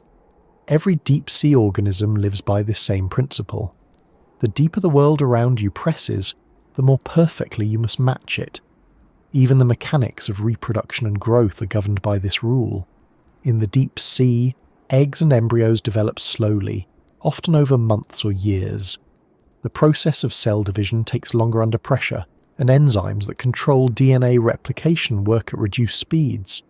Growth is deliberate, meticulous, and timed to the rhythm of the environment. For species that rely on drifting larvae, the challenge is even greater. Most larvae are buoyant, built to float upward towards shallower waters, but for trench organisms, rising even a few hundred meters could be fatal. Their young must remain near the same pressure at which they were conceived, or their cells will rupture. Some species solve this by encasing their eggs in dense gelatinous material that prevents them from drifting. Others rely on live birth, ensuring their offspring never face the shock of changing pressure. Life here doesn't take chances. It plans for equilibrium from the first moment of existence. When scientists first attempted to bring deep-sea organisms to the surface for study, most of them died before reaching the light. The sudden loss of pressure caused their bodies to expand, cells to burst, and internal gases to explode outward. It wasn't until researchers built pressure-retaining recovery chambers that they could observe living specimens without destroying them. What they found was remarkable. Under their native conditions, these creatures were perfectly normal. Calm, active. Only when removed from their world did they seem fragile. The deep doesn't create weak life, it creates precisely tuned life. Its fragility is an illusion of perspective. Pressure also alters the physics of sound, light, and matter. At the surface, sound travels about 1,500 meters per second through water, but at the depths of the Kermadec Trench, where the temperature is near freezing and the density much higher, it moves faster and more efficiently. This allows sounds from earthquakes, volcanic eruptions, and even distant storms to propagate over immense distances. Hydrophones placed near the trench have recorded rumbles and clicks that originate hundreds of kilometers away. The deep ocean is like a cathedral of echoes, every vibration resonating through layers of water. The pressure doesn't silence the world, it amplifies it, carrying its low notes farther than air ever could. Even light behaves differently under compression. Artificial lights from submersibles scatter less, but penetrate only a short distance before being absorbed completely. To the human eye, the deep appears infinite, but to the creatures who live here, it's defined by gradients of shadow. Many species have evolved to perceive faint traces of bioluminescence or the soft glow of decaying organic matter. Some can detect polarization of light, a sensitivity unknown in most land animals. They navigate not by sight in the way we understand it, but by detecting subtle differences in the faintest glimmers around them. Their perception is sculpted by darkness and pressure working together, teaching them to see where sight should be impossible. Chemistry, too, changes its rules here. The increased pressure alters the behavior of water molecules, compressing them into arrangements that affect how substances dissolve and react. Gases behave differently. Oxygen becomes more soluble, while carbon dioxide forms carbonic acid more readily. This shift in chemistry influences the metabolic processes of all living things below. Enzymes that would fail in our conditions operate perfectly here, tuned to the narrow range of temperature and pressure that defines the trench. It's as if the laws of biology rewrite themselves under the weight of the ocean, creating a parallel version of a life's chemistry where equilibrium replaces fragility. Pressure even influences evolution in ways we're only beginning to grasp. The genetic sequences of trench organisms reveal mutations and adaptations found nowhere else. Some of these genes encode for pressure-resistant proteins, others for metabolic pathways that can function with minimal oxygen. There are even hints that the immense pressure affects DNA itself, influencing how it coils and replicates. Life in the deep evolves slowly but precisely, each change tested over millennia by the relentless force surrounding it. The result is not diversity in numbers, but in specialization. Every organism is a masterpiece of compromise, existing at the narrow intersection of what is possible and what is necessary. To humans, pressure is synonymous with stress, with the idea of being overwhelmed. But in the ocean, it becomes something entirely different, a stabilizing force. Without it, the deep's fragile balance would unravel. The very stillness of the trench depends on it. The dense, cold water pressed into the Kermadec abyss doesn't circulate easily. It remains there for centuries, layered like time itself. Within those layers, pressure keeps the chemistry steady, the temperature constant, and the silence unbroken. Without it, the ocean's deep calm would vanish. The crushing weight above isn't the enemy of stillness, it's the reason for it. In many ways, the story of pressure in the deep sea mirrors the story of adaptation in our own lives, though the comparison isn't a matter of metaphor but of structure. Life anywhere, on land, in the air, or under 10 kilometers of ocean, exists by adjusting to constraints. It doesn't escape them, it integrates them. Just as deep-sea creatures grow soft to survive compression, we evolve mental and social adaptations to survive the forces that press on us. It's a reminder that resistance is not the only way to endure. Sometimes the most profound resilience comes from alignment rather than defiance. Back in the Kermadec region, instruments left on the trench floor continue to record data. Pressure sensors detect subtle fluctuations, tiny tremors caused by distant quakes, passing internal waves, or shifting sediments. The numbers barely change, yet each variation tells a story. The weight of the ocean isn't static. It moves slightly with tides and atmospheric pressure above. Even the moon exerts its pull here, though its influence is measured in millimeters. The earth breathes through these patterns, and the trench listens, translating that rhythm into data we can only interpret from afar. What's fascinating is that pressure doesn't just compress, it preserves. Objects that sink to the trench can remain intact for astonishingly long periods. Shipwrecks, debris, and even organic material decay at glacial rates. The cold and lack of oxygen slow bacterial activity, while the weight above prevents disturbance. The result is a kind of natural archive, where remnants of the surface world remain suspended in time. The deep holds its history as it holds its life, quietly, under layers of stillness and compression.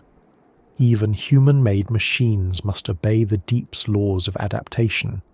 Submersibles capable of descending into the Kermadec Trench are built like living organisms, rounded, flexible, pressure-balanced.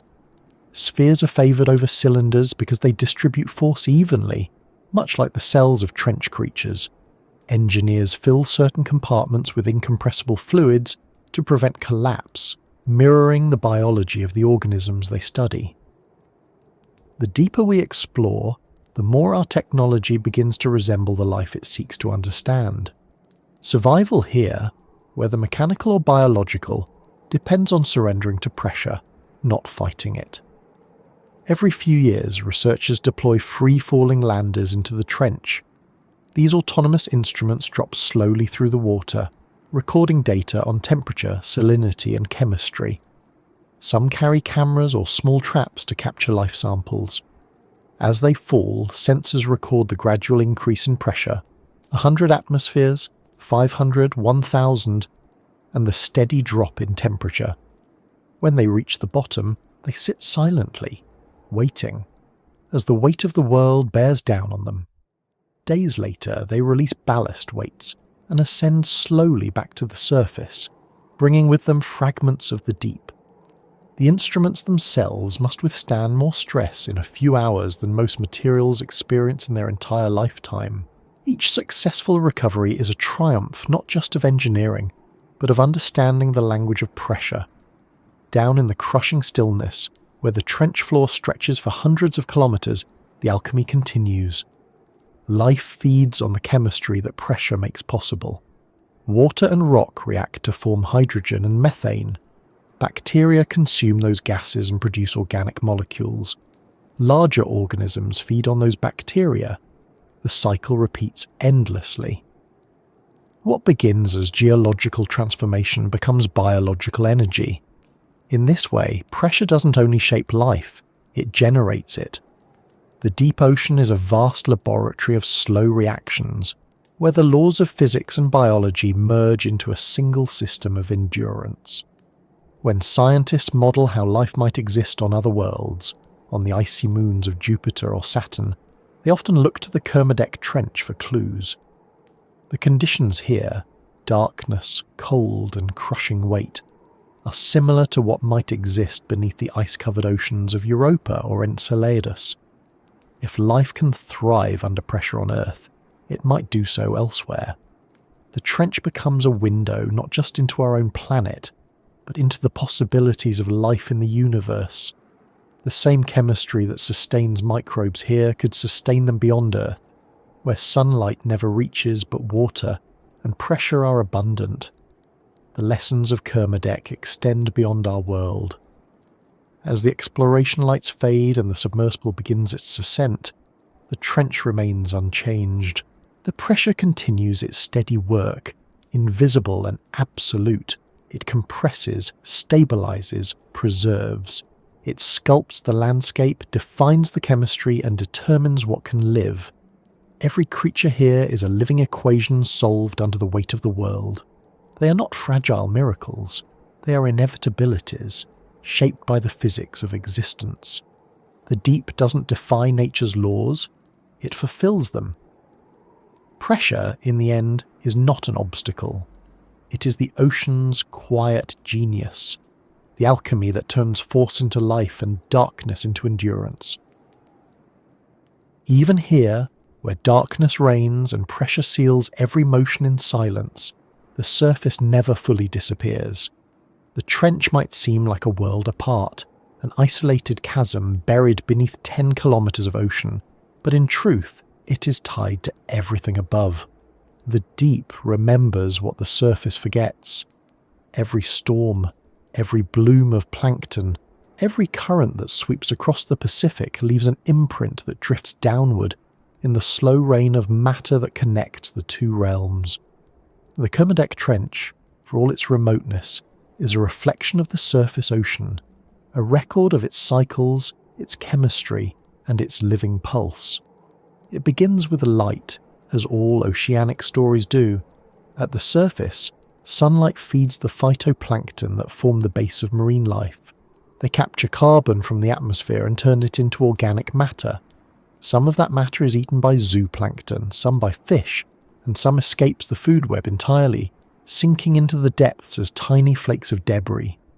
Over days, months, and years, this continuous drift of microscopic particles, plankton remains, fragments of shells, specks of dust and fecal pellets, forms what scientists call marine snow. It is the ocean's slowest snowfall, a gentle, endless descent that links the living sea above to the hidden one below. In the open Pacific, much of this snow dissolves or is consumed before it can reach the deep. But over the Kermadec Trench, where the seafloor plunges into shadow, the descent becomes more direct. The currents and eddies that swirl along the trench walls funnel organic material downward like invisible rivers. The trench acts as a natural collector, a place where the detritus of the ocean gathers. Each grain of sediment, each layer of silt carries the memory of the surface world, the carbon of once living things, the trace elements of volcanic dust, the chemical fingerprints of climate and current. To an observer, This slow rain would be almost invisible, a faint shimmer in the beam of a submersible's light. Yet it is the deep ocean's primary source of nourishment. Every amphipod, every snailfish, every microbe in the Kermadec abyss depends on it. The energy that sustains them was once sunlight, captured by a microscopic organism far above and passed down, fragment by fragment until it reached the trench. It's an unbroken chain, delicate and precise. The deep doesn't create its own food, it inherits it, slowly and faithfully. The link between surface and abyss isn't only biological, it's chemical. The water that fills the trench once began its journey at the surface, near the poles, where cold air and salt made it dense enough to sink. It has travelled for centuries through the global conveyor of ocean currents, absorbing gases, nutrients, and traces of life along the way. By the time it reaches the Kermadec Trench, it carries with it a record of the world's climate and history, dissolved oxygen, carbon dioxide, nitrogen, and countless other compounds. Scientists can measure these traces and reconstruct the story of the planet's past. The trench, in this sense, is not just a depth, it's an archive, a place where time itself settles out of the water column. But the echoes of the surface are not always gentle.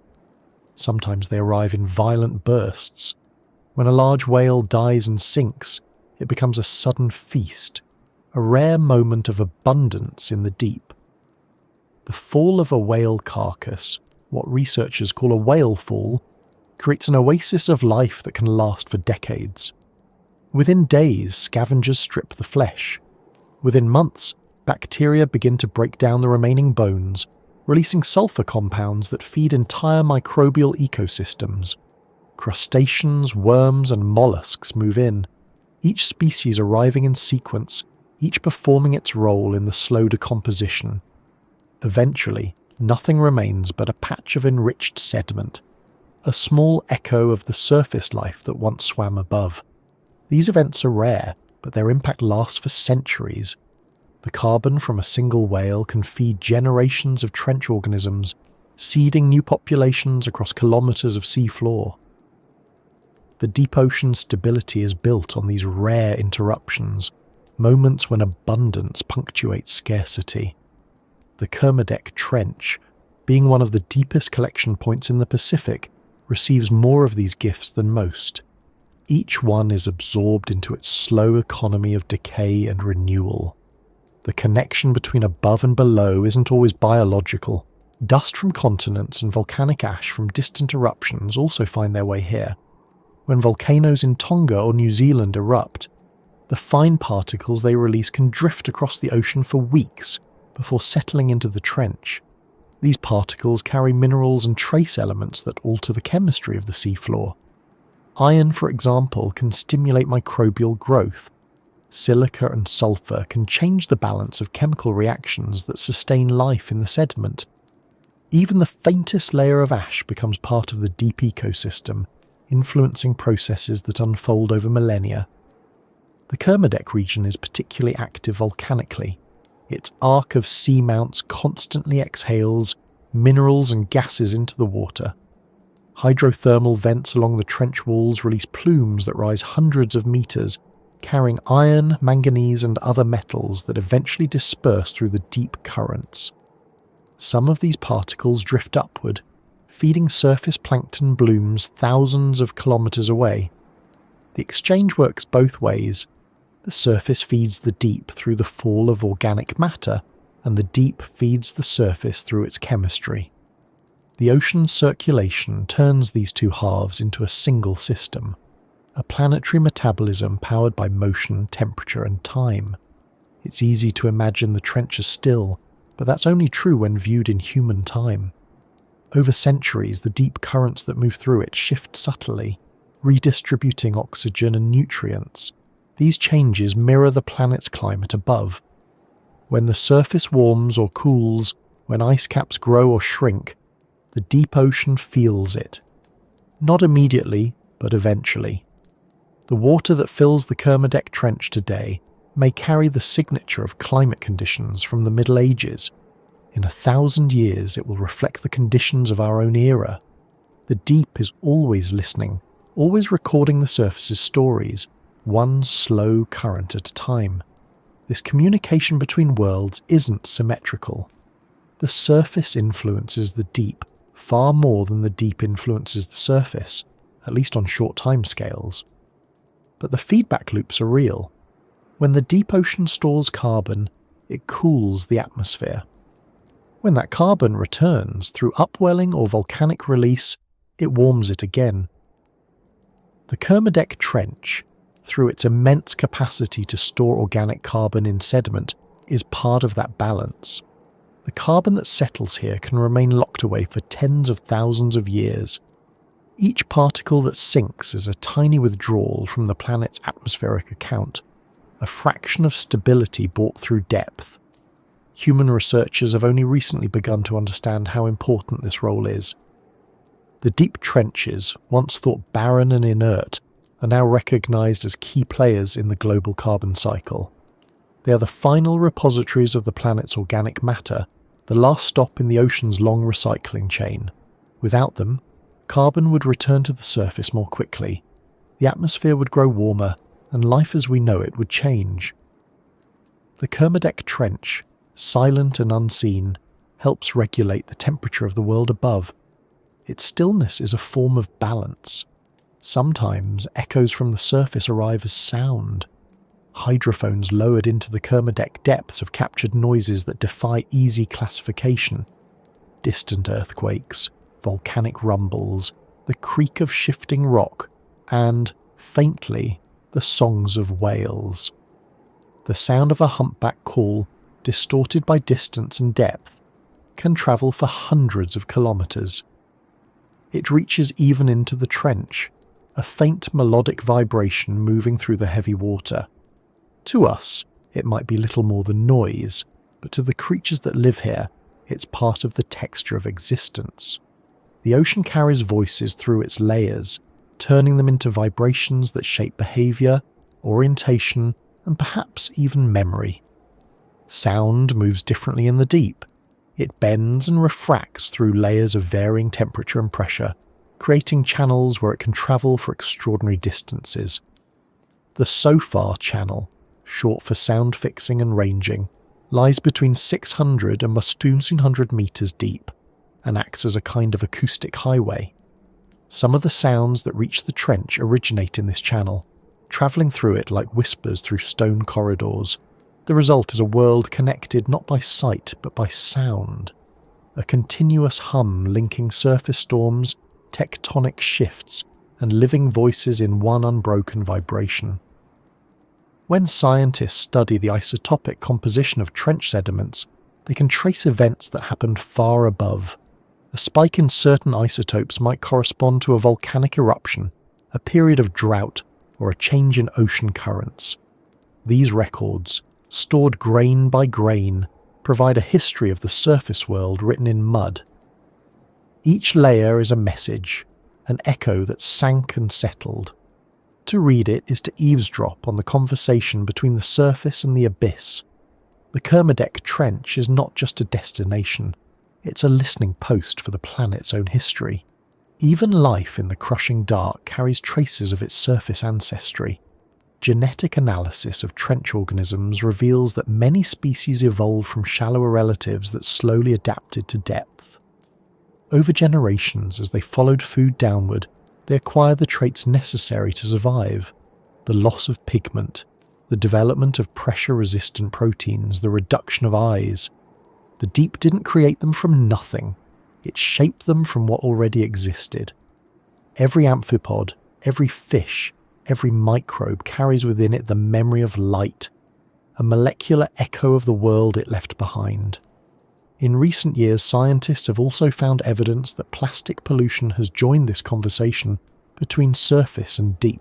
Microplastics, carried by currents and marine snow, have been discovered embedded in Kermadec sediments. They are the newest echoes of human civilization, drifting downward like an unwanted signal. These particles, though small, can affect the chemistry of the sediment and the organisms that ingest them. It's a sobering realization. Even the most remote ecosystems now bear the imprint of human presence.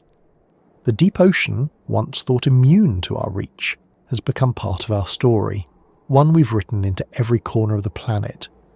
But even these unwanted echoes remind us of connection.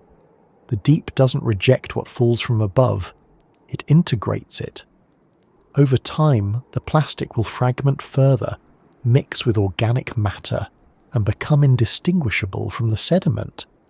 The ocean's patience is infinite. It transforms everything it receives, whether natural or artificial, into part of its slow, steady record. The trench doesn't forget, it absorbs. From time to time, earthquakes shake the trench walls, stirring the sediment and sending plumes of dust rising into the water. These events resuspend centuries of settled matter, briefly reversing the direction of the marine snow. For a while, the deep becomes turbulent, filled with motion and haze. But the disturbance passes, and the particles begin to fall again, resuming their slow descent. The process is unending. The surface sends its echoes downward. The deep receives them, and together they maintain the balance of the planet's cycles. In the stillness of the Kermadec depths, every echo eventually becomes part of the whole. A storm at the surface, a bloom of plankton, a volcanic eruption. Each event leaves a trace that drifts down through the dark, fading as it falls until it becomes one with the trench floor. The deep doesn't mirror the surface perfectly. It distills it, stripping away noise and motion until only essence remains. In that sense, the trench is not a graveyard, but a translation, a place where the chaotic energy of the living world is transformed into permanence. Above, the waves keep moving, the wind changes, the sunlight dances across the water in endless patterns. But beneath all of it, the Kermadec Trench continues its patient work, receiving, recording, transforming. The deep and the surface are not opposites. They are halves of a single whole. The life that thrives in the crushing dark is sustained by the memory of light, and the light that nourishes the surface ultimately feeds the deep. Between them lies a thread of continuity that no distance or depth can break, and so, while the trench may seem detached, it is anything but isolated. It is the ocean's quiet listener, its patient archivist, its eternal recorder of surface whispers. Every echo that reaches it, whether of sunlight, storm, or song, finds a place in its depths, where time slows, pressure steadies, and the world above becomes part of something vast and unending. For as long as there have been questions about what lies below, humans have wanted to see it. Curiosity is a kind of buoyancy. It keeps us from sinking into indifference, even when the depths seem unreachable. The ocean has always been both mirror and mystery, its surface familiar, its interior untouchable.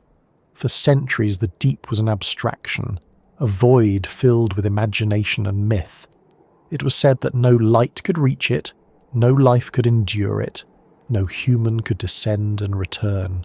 But slowly, through steel and circuitry, we found ways to breathe where no lungs could, to see where no eyes were meant to open. The story of how we came to explore places like the Kermadec Trench is, in a way, a story about our need to make contact with the invisible. The first explorers of the deep were not men in submersibles, but weights, ropes, and lead lines dropped from wooden ships. In the 19th century, mariners began to measure ocean depth by lowering long cables into the water and waiting for them to touch the bottom. The process could take hours, even days, and the results were often uncertain. When those early sailors sounded the Pacific north of New Zealand and found no bottom within the reach of their lines, they knew only that the ocean here was deeper than their instruments could grasp. The Kermadec Trench existed then only as an absence, a space without measure, a question without an answer. By the mid-20th century, technology began to change that. The invention of sonar allowed scientists to map the seafloor using sound instead of line and weight. A pulse of energy was sent downward, and the time it took for the echo to return revealed depth. The results were astonishing. The ocean floor, once thought to be flat and featureless, was revealed as a landscape of mountains, valleys and canyons more dramatic than any on land. The Kermadec Trench appeared on those maps as a narrow ribbon of darkness, plunging deeper than nearly any other known point on Earth. For the first time, it had a form, a visible fold on the invisible surface of the planet. But to measure depth is not to know it. The challenge was not just to see the trench from above, but to enter it. The first humans to descend into the deep ocean did so in vessels that seemed more like experiments than ships. In 1960, Jacques Picard and Don Walsh entered the bathyscaphe Trieste and sank into the Mariana Trench, reaching nearly 11,000 metres. Their cabin was a steel sphere barely large enough for two men to sit side by side, surrounded by gasoline for buoyancy and encased in pressure-resistant metal. The descent took nearly 5 hours. At the bottom they could see only a pale patch of seafloor through a small window, but that moment proved what had once been unthinkable. Humans could visit the deepest places on Earth and return alive. That same principle, spherical design, neutral buoyancy, and balance with pressure, remains the foundation of all deep diving craft. Every submersible, every robotic lander that reaches the Kermadec Trench is a descendant of that idea. Machines built for the deep must be both rigid and fluid, both strong and flexible. They must breathe in a way, exchanging gases, managing energy, maintaining balance. The air inside them is artificial, compressed and recycled through systems that mimic the lungs of living creatures. Pumps and valves act as hearts. Sensors function as nerves. Cameras become eyes that never blink. In the absence of light, these machines see by projection, by shining their own illumination into the dark. They do not simply explore, they translate. When a modern submersible descends toward the Kermadec floor, it enters a realm that no satellite can map in detail and no diver can endure. The water pressure increases steadily, compressing every joint, every seal. The hull must resist forces that would crush concrete, yet remain light enough to maneuver. Engineers design these crafts with redundant systems, multiple layers of protection, backups for every critical component. Each cable, each bolt, is tested to survive thousands of atmospheres of stress. Still, the descent is not without risk. A single flaw, a microscopic imperfection in the weld of a viewing port could mean catastrophic collapse. The pilots who guide these machines understand that risk intimately. Inside the small cabin, the world narrows to a handful of glowing screens, the hum of life support systems and the rhythmic hiss of pumps. Outside, there is only blackness. The descent feels endless, marked only by the ticking numbers of depth. Time stretches. The mind adjusts. The pressure builds until it feels like falling into another state of matter entirely. Hours pass before the first glimpse of the trench floor appears on the monitors. Flat, pale, scattered with silt and small forms that drift in the current. The technology that makes such journeys possible has evolved rapidly. Today's deep-diving submersibles are equipped with robotic arms capable of collecting samples, sensors that measure temperature and salinity, and high-resolution cameras that can capture light at the edge of darkness. Many of them operate autonomously, without a human crew. These remotely operated vehicles, or ROVs, are connected to the surface by cables that transmit power and data. They can stay at depth for days, maneuvering with quiet precision, guided by pilots who sit in control rooms thousands of meters above. The machines become extensions of human perception, our eyes, our hands, our instruments in places our bodies cannot go. One of the most remarkable of these machines is the Hadal Lander, a free-falling platform designed to reach trenches like Kermadec. It carries cameras, lights and sensors enclosed in titanium spheres, descending silently through the water until it settles gently on the seafloor. Once there, it waits. It records the passage of life, the chemistry of the sediment, the motion of the water. Some landers release bait, small pieces of fish or squid, to attract deep-sea animals. Amphipods, snailfish, and other scavengers arrive, drawn by the rare scent of food. The cameras capture their movements, their delicate gestures in the dark. Hours later, the lander releases ballast weights and begins its slow ascent, carrying back its observations from a world that has never known light. Every mission to the trench adds to our understanding, but it also raises new questions. What does it mean to explore a place so far removed from human existence that no sound of civilization can reach it? The machines that breathe for us are not just tools, they are ambassadors, carrying our curiosity into the silence. When they touch the sea floor, they bring with them fragments of the world above, light, noise, movement, electricity. They are, in a sense, the surface made tangible in the deep.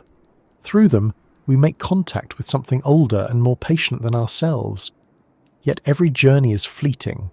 The submersibles return, the ROVs are retrieved, the data analysed. The deep remains unchanged. The trench doesn't need us. It only allows us to visit. The information we gather, chemical readings, footage, samples, is valuable not because it alters the deep, but because it alters us. It changes how we think about life, about pressure, about endurance.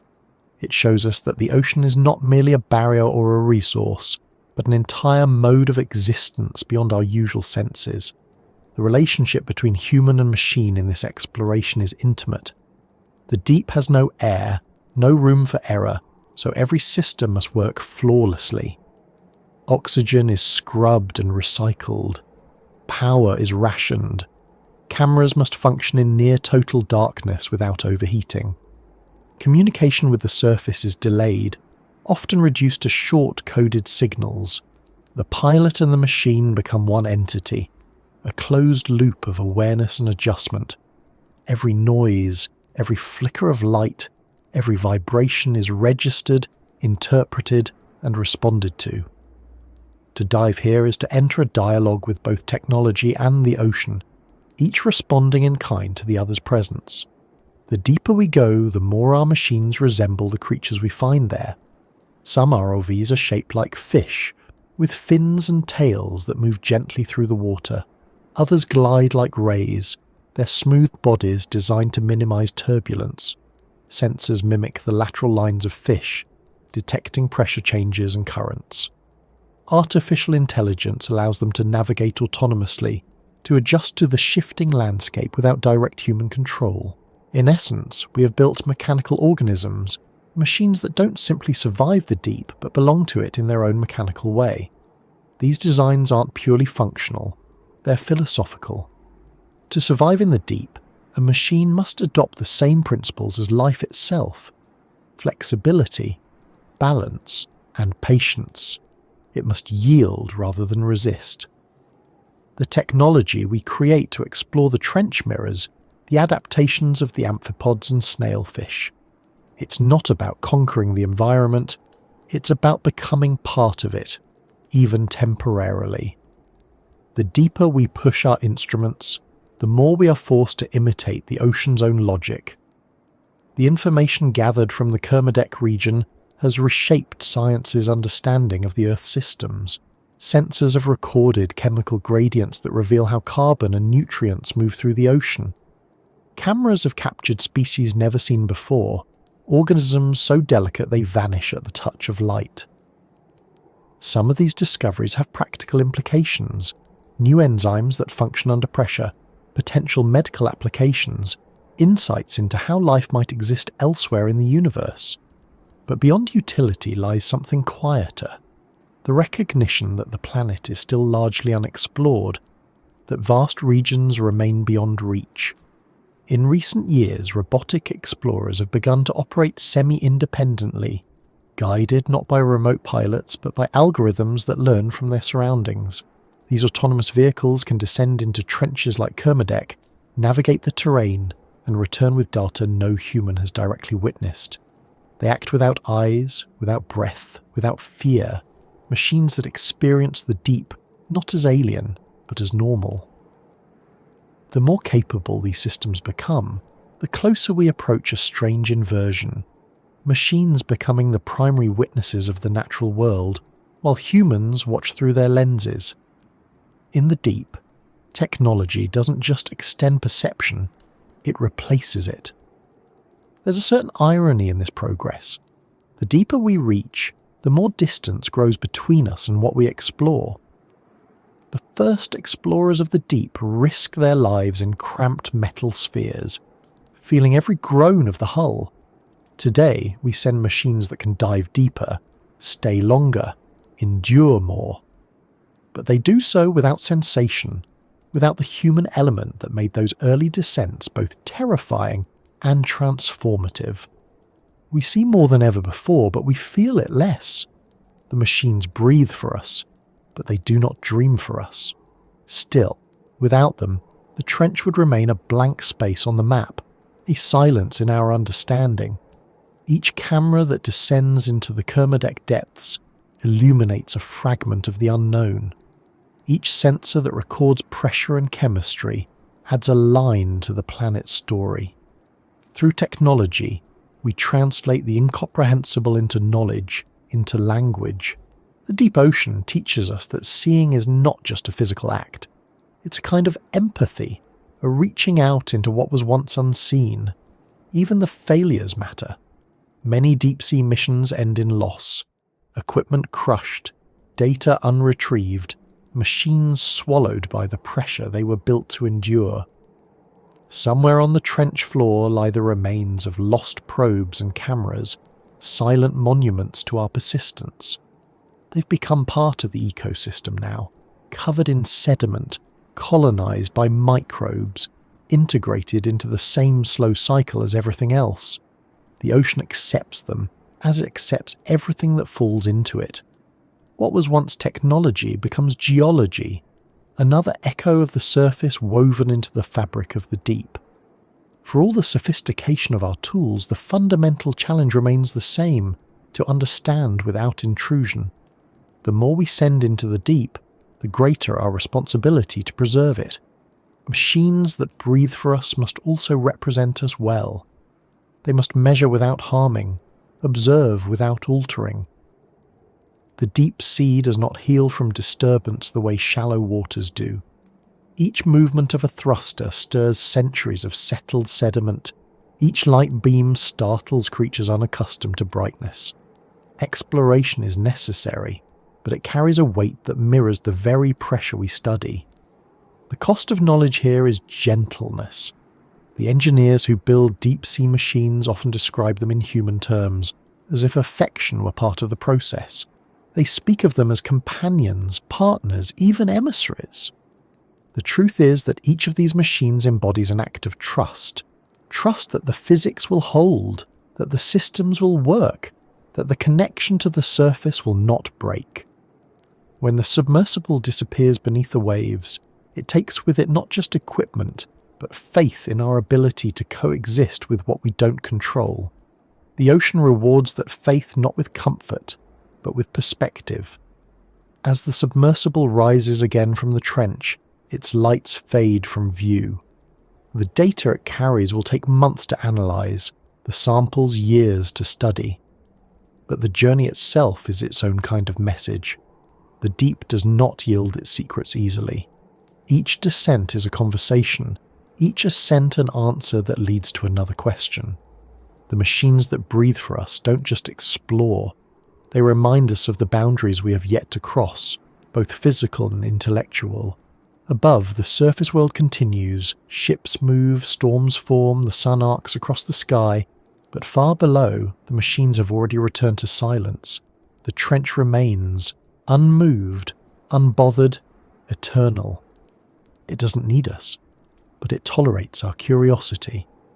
And through the eyes of our inventions, we continue to learn what it means to reach into the dark, not to conquer it, but simply to see it, to understand that even the most crushing depths are not beyond life or comprehension.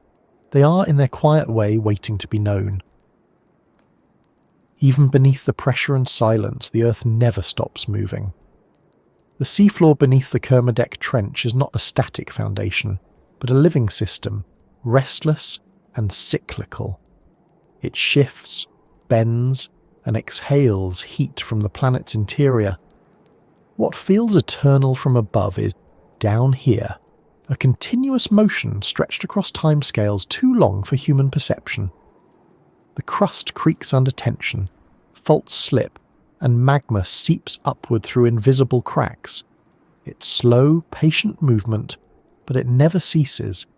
This deep, ceaseless activity is the planet's hidden pulse, the quiet rhythm that sustains its balance. The Kermadec Trench sits at the frontier of two great tectonic plates, the Pacific and the Australian. They converge here in a slow collision, one sliding beneath the other, forcing the seafloor downward into the mantle. This process, called subduction, is both destruction and renewal at once. It consumes old crust, melts it into magma, and recycles it into new land elsewhere. The motion is constant, just a few centimetres per year, but the forces involved are immense. Over millions of years, that steady convergence has built entire mountain ranges, carved deep trenches, and shaken the ocean itself. The Kermadec system is one of the most active on Earth, a boundary where the energy of the planet reveals itself most clearly. At these depths, the human sense of time breaks down. The movements that shape the trench are measured not in minutes or centuries, but in epochs. Rocks shift like glaciers, flowing slowly under heat and pressure. Fault lines creep for decades before releasing their strain in sudden earthquakes that ripple through the ocean. When they happen, the sound is indescribable. A low, resonant roar that rolls through the water for hundreds of kilometres. The trench becomes, for a few moments, the voice of the planet itself, speaking in vibration and resonance. The surface may never notice more than a faint tremor, but down here, the pulse is overwhelming. The energy that drives this movement comes from deep within the Earth's mantle, a layer of molten and partially solid rock that circulates like slow, convection currents in a pot of water. Heat from radioactive decay and residual energy from the planet's formation causes the mantle to rise and fall, dragging the crust along with it. Where plates collide, trenches form. Where they pull apart, ridges and new seafloor emerge. The Kermadec Trench is part of that global system, a great breathing mechanism that regulates the surface above. Without subduction, there would be no volcanoes, no mountains, no continents as we know them. The planet would be geologically dead, like the Moon or Mars. The very instability of the Earth is what keeps it alive. In the Kermadec region, that vitality is visible even in the unseen. Seismic sensors placed along the trench walls record constant microtremors, small slips and adjustments as the plates grind against each other. These tremors are too faint for humans to feel, but they accumulate into larger events over time. Every few decades, a major earthquake strikes, releasing centuries of stored tension in a single moment. Some of these quakes trigger tsunamis that travel across the Pacific, carrying the trench's energy to distant shores. Others pass quietly, their force absorbed by the sea, but all are part of the same rhythm, the slow contraction and release of a living planet. Hydrothermal vents along the subduction zone provide another expression of that hidden pulse. These are the planet's breath, fissures where seawater seeps into the crust, becomes superheated by magma, and then rises back to the ocean through vents. The water that emerges is rich in minerals, iron, manganese, sulfur and methane. Around these vents, life clusters in improbable abundance. Bacteria feed on the chemicals, forming the base of ecosystems that include worms, crabs and other creatures that never see sunlight. In the darkness of the trench walls, these vent communities shimmer faintly, glowing with bioluminescent life. They are miniature worlds powered not by light but by chemistry, living directly from the planet's internal heat. What's remarkable is how stable these systems are despite their volatility. A vent can erupt or collapse without warning, its flow redirected elsewhere, but within weeks life recolonizes it. Microbes drift through the water like seeds in the wind, settling wherever new heat appears. The trench's living inhabitants are tuned to these changes. They sense the planet's pulse not through sight or sound, but through chemical gradients, the faint whiff of hydrogen sulfide, the shift in temperature, the signature of renewal. For them, the planet's heartbeat is not catastrophic. It's the rhythm of existence itself. Scientists studying the Kermadec subduction zone often describe it as one of the most dynamic geological laboratories on Earth. Along its length, volcanoes rise from the seafloor, each one connected to the subducting slab below. Some are dormant for centuries, then suddenly awaken. Others release steady plumes of gas and heat, venting the planet's interior like pressure valves. The islands that form above the trench, Raoul, Curtis, Macaulay, are the visible tips of these volcanic mountains. They are fragile, impermanent creations, built from ash and lava that will one day erode and sink again. The islands are, in essence, the exhalations of the deep, fleeting evidence of the slow respiration of the Earth. Each eruption in this chain adds to the geological conversation between the surface and the abyss. Ash clouds rise into the sky, changing the chemistry of the atmosphere. Lava flows into the ocean, creating new rock. Over thousands of years, these processes recycle entire landscapes. The Kermadec Arc, with its string of volcanoes, is like a diagram of the Earth's internal dialogue, a looping feedback between heat and water, pressure and release. Every tremor, every plume, every eruption is a word in that language, one that speaks through time rather than sound. Even the sediment that settles at the trench floor carries the signature of these movements. Layers of fine volcanic ash alternate with the organic remains of marine snow. Each band marks an event, a storm, an eruption, a climate shift. When scientists extract cores from the trench floor, they are reading a continuous record of the planet's pulse. The data reveals patterns that stretch back millions of years, cycles of calm and upheaval, of rising and sinking. It's a geological heartbeat, one that has never stopped since the ocean formed. If the deep ocean feels timeless, it's only because its time moves too slowly for us to perceive. The Kermadec Trench is not a static chasm. It's a process, a shape formed by the tension between creation and destruction. The same forces that drag the Pacific plate downward also melt it, generating magma that eventually rises again through volcanoes. It's a closed loop of energy, a recycling system that maintains the Earth's balance. The trench is where the planet ingests itself, renewing its crust, regulating its temperature, and maintaining its internal flow. In a way, it functions like a giant organ, one whose steady rhythm sustains the life of the planet without ever being seen. Every once in a while, instruments record something extraordinary. A deep, low-frequency sound called a seismic hum. It's not caused by earthquakes, but by the constant motion of the ocean, an atmosphere pressing against the sea floor. This hum is continuous, measurable everywhere on Earth. It's the background vibration of a living planet, the sound of tides and wind translated through rock. The Kermadec Trench, because of its depth and sensitivity, records this hum more clearly than most places. Scientists listening to it describe it as the heartbeat of the world, a signal that never stops. Even when everything seems still, the planet is murmuring beneath us. The chemistry of the trench floor also reflects this internal motion. Fluids released from the descending Pacific plate rise through the sediments, carrying heat and dissolved elements. They alter the composition of the overlying water, introducing trace metals and gases. These chemical exchanges influence not just local ecosystems, but the global ocean as well. Over geologic time, the trench acts as both sink and source, absorbing material from the surface and releasing it back in transformed form. It's another expression of the planet's cyclical nature. Nothing here is wasted. Everything is exchanged. To understand how deeply connected this process is to life, consider that without subduction, the carbon cycle itself would fail. When oceanic crust sinks into the mantle, it carries with it carbon trapped in limestone and organic sediments. This carbon is then re-released through volcanic eruptions, completing a cycle that regulates the planet's atmosphere. The Kermadec Trench is part of that loop.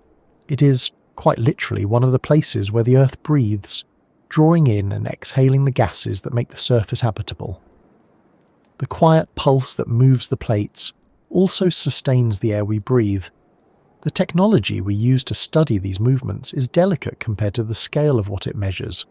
Seismometers anchored to the seafloor detect vibrations with astonishing sensitivity, capturing even the faint tremors caused by distant storms. Pressure sensors measure the rise and fall of tides with millimetre precision. Autonomous underwater vehicles glide along the trench walls, mapping the contours of the subduction zone. From the data they gather, scientists can reconstruct the slow choreography of the planet's crust, its expansions, its fractures, its hidden motion. Yet even with all this knowledge, what they uncover most is humility. The scale of these forces defies our sense of proportion. The trench reminds us that the Earth is not solid beneath our feet. It's alive, restless, and in constant negotiation with itself. Sometimes, the trench's pulse quickens. In 2016, a powerful earthquake struck the region, one of the largest ever recorded in the Kermadec system. The seafloor shifted by several meters, releasing energy built up over centuries. The tremor sent ripples through the ocean, altering currents, stirring sediments, and subtly changing the shape of the trench itself. For a brief time, the deep world shuddered, but then, as always, it returned to stillness. The planet's pulse is not steady like a heartbeat. It's irregular, marked by long silences punctuated by sudden bursts of motion. It's a rhythm written in rock rather than flesh. Even in apparent stillness, heat seeps upward. The mantle below the trench reaches temperatures of over 1,000 degrees Celsius. Though the water above remains near freezing, just beneath the crust lies a sea of molten rock. The boundary between them is astonishingly thin. Only a few kilometers of solid material separate the coldest part of the planet from one of its hottest. That fragile balance defines the character of the deep ocean, the creatures that live here, the chemistry that sustains them, even the pressure that holds everything together, all are shaped by the interplay of these extremes. The trench, in its quiet way, is a negotiation between fire and ice. When we talk about the pulse of the planet, we usually mean something metaphorical, but here it's literal. The seismic activity, the heat flow, the slow migration of tectonic plates, all of it is measurable. The Earth's energy moves like blood through its crust, carried by convection currents and expressed through earthquakes and volcanoes. The Kermadec Trench is one of the main arteries in that system, channeling motion from the mantle to the surface. The pressure we study in the deep is not just physical, it's dynamic, a manifestation of energy in perpetual motion. The longer we observe this hidden pulse, the more it becomes clear that the deep ocean is not a passive environment. It participates in the planet's metabolism. Every tremor releases minerals into the sea. Every shift in the crust changes the flow of nutrients. The ocean and the Earth's interior exchange information constantly, each responding to the other's movements. In the Kermadec region, that dialogue is especially strong. It's one of the few places on the planet where the boundary between geology and biology is thin enough to see through. Life grows directly from heat and rock. The pulse that shakes the trench also sustains the living world. In the end, what the Kermadec Trench reveals is not just the planet's power, but its coherence. The Earth is not a collection of separate systems. It's a single, continuous process of motion, chemistry, and adaptation. The same forces that fold mountains and open trenches also guide the currents, shape the climate, and sustain the ocean's life. The pulse that moves beneath our feet is the same one that moves within us, though we feel it in different forms. Down here in the deepest places, that truth is unmistakable. The planet breathes and the ocean listens. Together they keep time, slowly, endlessly in the dark. The seafloor looks still, but it isn't. What appears to be a plain of dust and sediment, soft and unchanging, is actually a living archive, a slow-moving library written in the language of particles. Every grain that settles here carries a message from above, a fragment of plankton, a fleck of volcanic ash, a trace of metal or carbon. The Kermadec Trench is one of the deepest, most remote repositories of this material on the planet, and its mud records the quiet conversation between ocean, atmosphere and Earth over millions of years. To study it is to read the planet's diary, though the handwriting is delicate and the sentences span epochs. Each layer of sediment tells a story about a different time. The uppermost few centimetres might record only the last century or two, while deeper layers preserve signals from ancient climates, mass extinctions and planetary transitions. The process is slow but relentless. Every day new particles fall from the surface. Microscopic skeletons of diatoms and foraminifera, soot from distant fires, fragments of dead plankton, mineral dust carried by the wind from continents thousands of kilometres away. These tiny remains drift downward for weeks or months, eventually joining the seafloor where they are compacted, layer upon layer, into a continuous record of change. The mud is not uniform. It's a complex mixture of organic and inorganic matter, each part shaped by different forces. The volcanic activity of the Kermadec Arc adds ash and minerals, while biological productivity at the surface contributes organic carbon. Over time, chemical reactions between these components create new minerals, clays, sulfides, carbonates that lock in the history of the water above. The result is a stratified memory, one that scientists can read using tools far more sensitive than eyes. When cores are extracted from the trench, they come up as long cylinders of compressed sediment, often meters in length. At first glance, they appear simple, just shades of brown, grey and black, but under microscopes and spectrometers, they reveal astonishing detail. Variations in colour mark changes in oxygen levels, iron content or biological activity. Tiny shells embedded within the mud can be dated and analysed for isotopic composition, providing clues about the temperature and chemistry of the ancient ocean. Even the ratio of certain elements like calcium to magnesium can indicate how the climate shifted between ice ages and warm periods.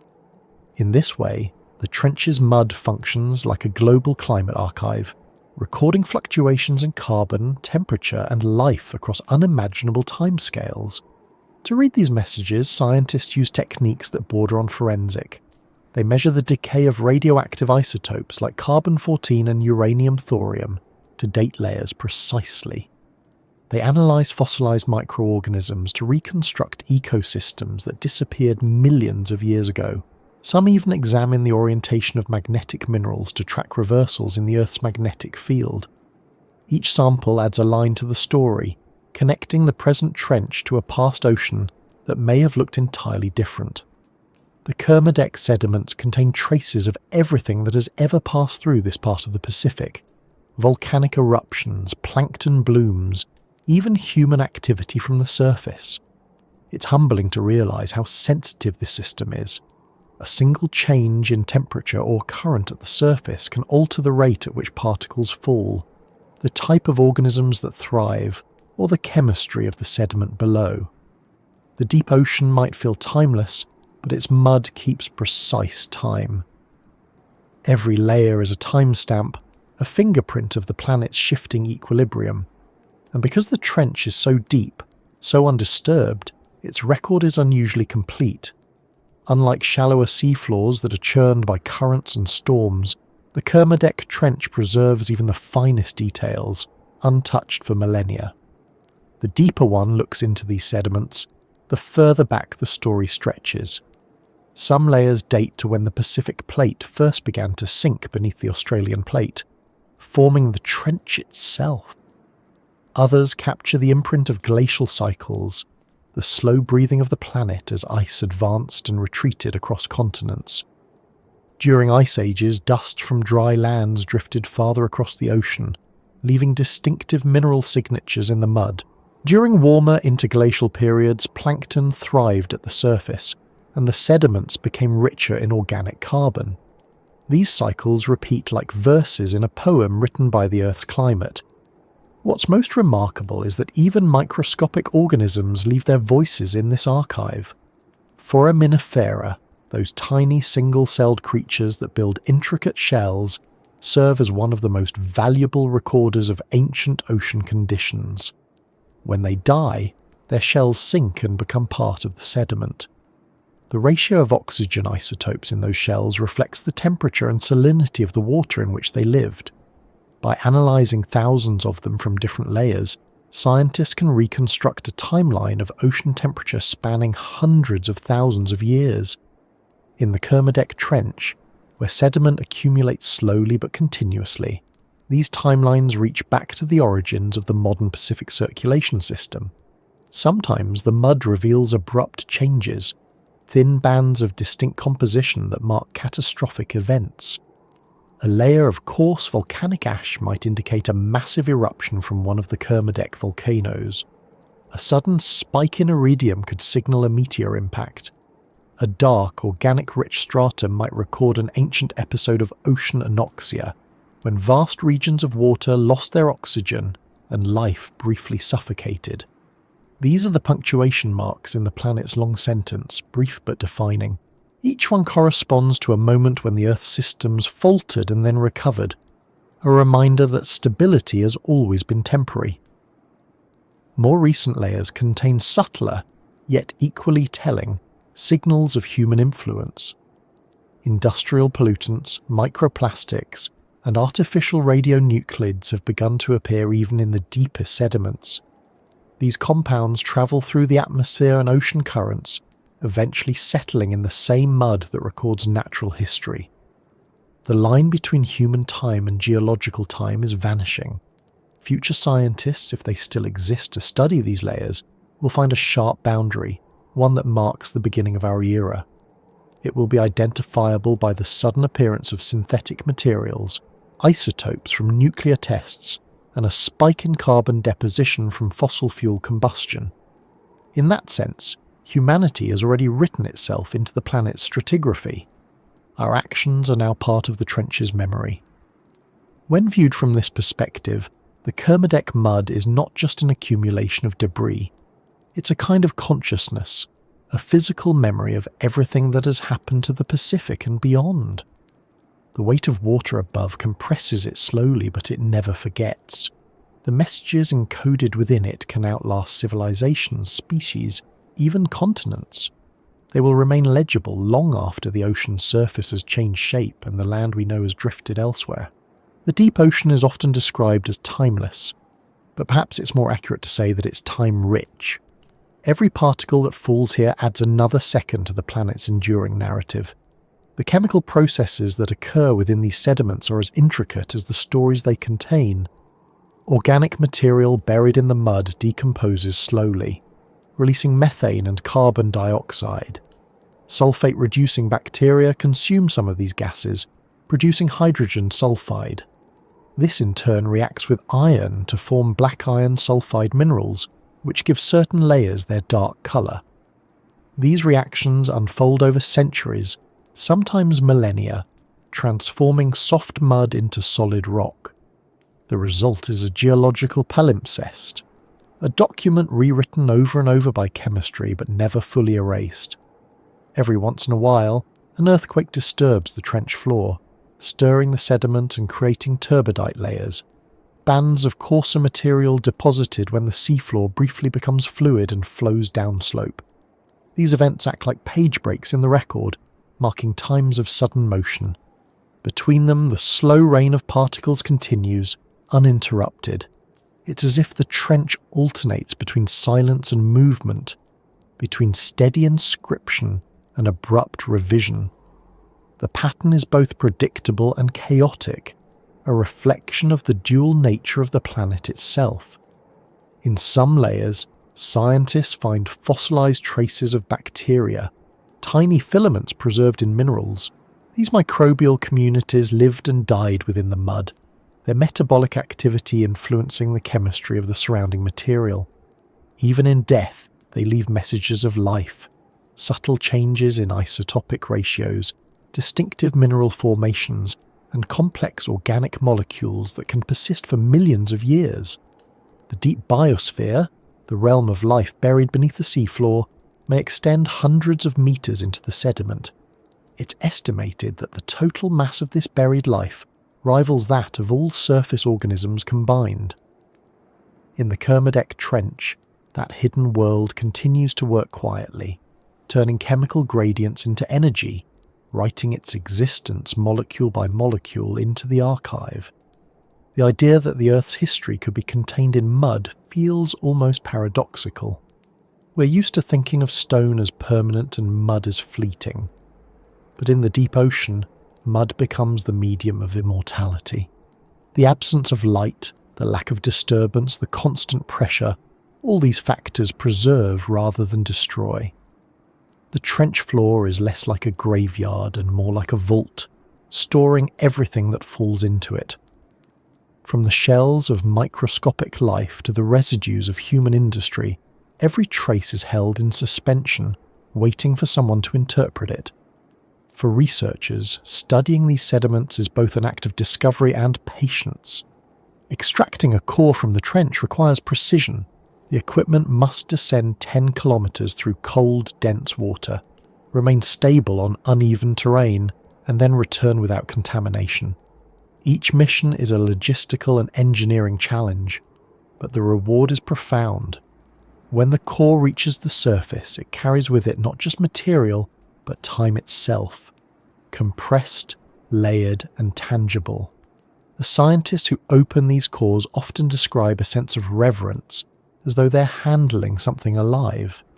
They read the layers slowly, knowing that each millimeter represents centuries of accumulation.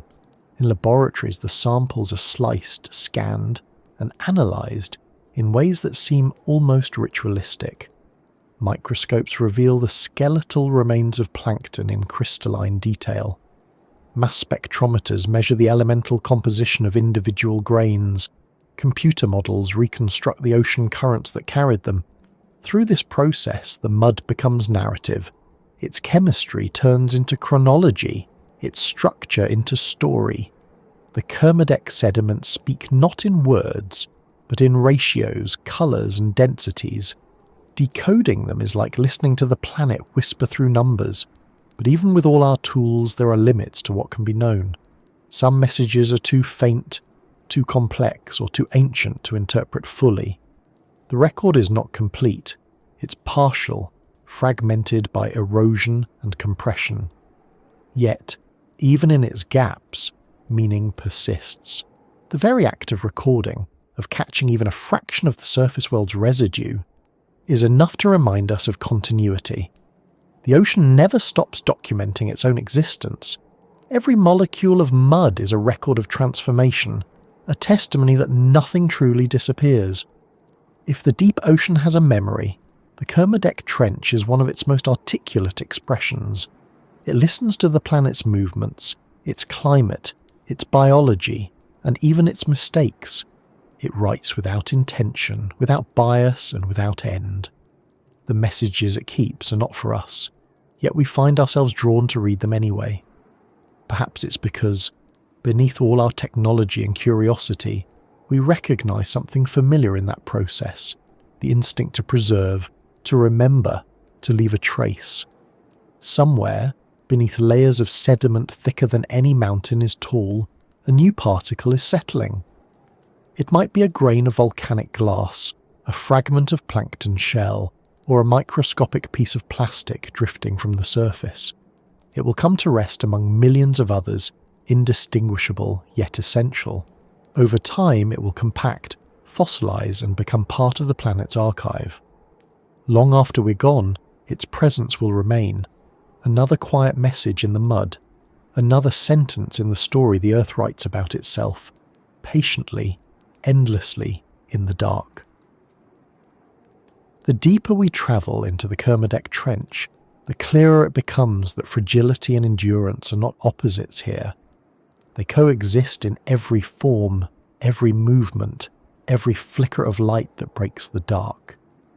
This world is filled with contradictions that somehow balance.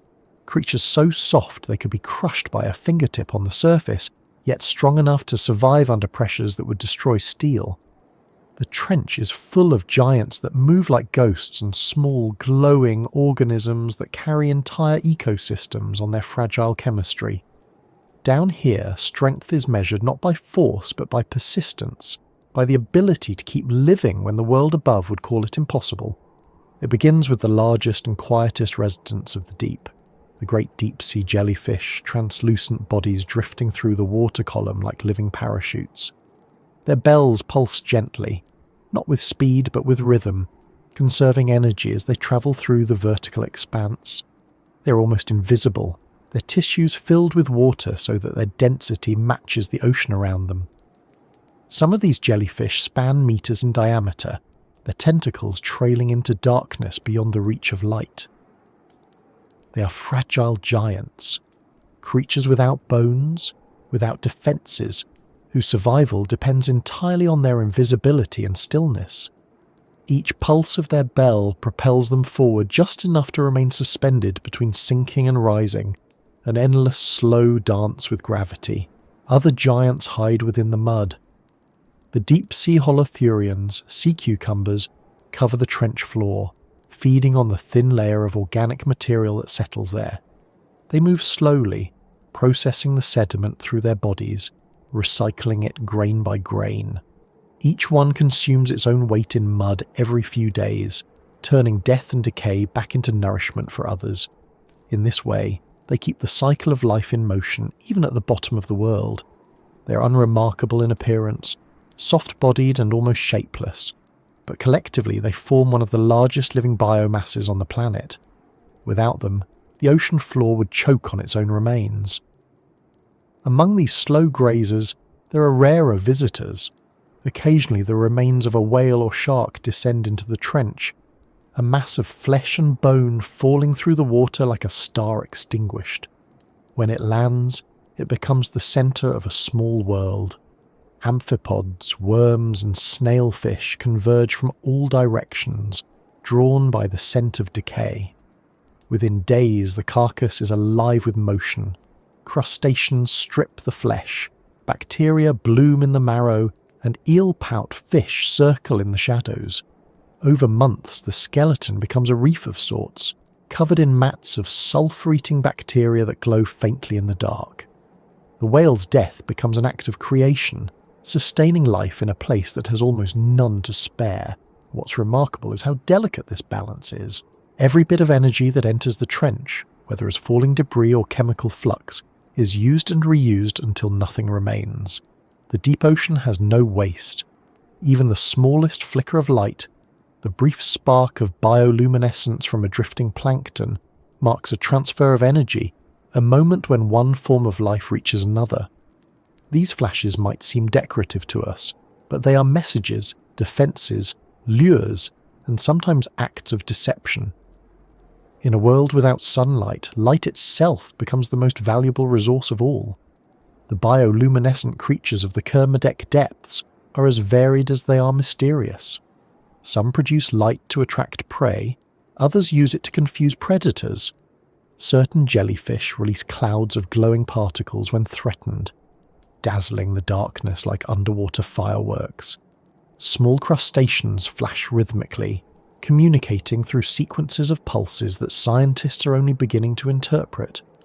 Many of these lights are blue or green, the wavelengths that travel farthest through seawater, but others shine in soft reds and violets, invisible to most species but crucial to those that can see them. Every glow carries meaning, every pattern a signal in the language of survival. The chemistry behind these displays is a marvel of efficiency. The light is produced through a reaction between a molecule called luciferin and an enzyme called luciferase with oxygen as the catalyst. The result is cold light, bioluminescence that emits no heat and wastes no energy. In the deep, where food is scarce and every molecule matters, such efficiency is essential. Some organisms host symbiotic bacteria that produce light for them, while others synthesize it themselves. The patterns and colours vary by species, by depth, even by moment. It's not a static trait. It's communication in motion, a form of art written in survival. Watching this light from a submersible is disorienting. It doesn't behave like light on the surface. It doesn't radiate outward to illuminate space. It appears and disappears like breathing. A pulse of blue drifts by, fades, then reappears in another direction. Sometimes it's impossible to tell whether the light belongs to a single organism or a colony of many. In one moment the darkness seems empty. In the next it is filled with flickering constellations. It's like watching thought itself move through water. Fleeting, purposeful, impossible to grasp. Among the most haunting of these lights are the ones that belong to predators. The anglerfish, though rare at these depths, embodies this strange duality of fragility and power. Its body is small and soft, but it carries a luminous lure that dangles from its forehead, a bacterial lantern used to attract prey. In the stillness of the trench, that faint glow is irresistible to smaller fish, which approach thinking it's food. By the time they realise their mistake, the anglerfish has already swallowed them. It's a brutal elegance, a predation built entirely on deception, and yet it fits perfectly within the deep's logic. Energy must move, and everything that exists must find a way to participate in that movement. Other creatures use light to blend in rather than to hunt. Some squid, for example, have photophores on their undersides that emit light matching the faint glow from the surface above. To predators looking upward, the squid silhouette disappears. This counter-illumination is camouflaged by mimicry, a biological illusion that turns visibility into invisibility. In the trench, where the direction of light is meaningless, such adaptation is extraordinary. It shows that even here, in a place with no day or night, life finds ways to manipulate perception. But not all light here comes from biology. Sometimes, faint glimmers appear in the sediment, reflections from fragments of glass or metal, remnants of human presence carried down by the slow rain of debris. These are the artifacts of our surface world, microscopic shards from shipwrecks, specks of plastic, grains of industrial ash. Under the submersible's lamps they sparkle briefly, then vanish again into darkness. They are the unintentional bioluminescence of civilization, echoes of our activity scattered across the seafloor. It's unsettling and oddly poetic to think that our waste now mingles with the natural light of the deep, our signals blending with the ocean's own. The fragile balance of this ecosystem depends on isolation. Down here, energy arrives slowly, unpredictably. The creatures that live in the trench are adapted to scarcity, not abundance. A sudden disturbance, a bright light, a burst of noise, a plume of sediment can throw that balance off for years. This is why scientists exploring the Kermadec depths proceed with such caution. Each descent must minimize disruption. Lights are dimmed, engines throttled to silence. Cameras are designed to capture with minimal illumination. The goal is always to witness without interference, to observe the glow without extinguishing it. When researchers first recorded bioluminescence in the Kermadec Trench, they described it as a storm of light in slow motion. The footage showed countless organisms drifting past the cameras, each emitting brief flashes that together formed an unending organic choreography. Some lights flickered like distant lightning, others pulsed rhythmically, as though synced to an unseen rhythm.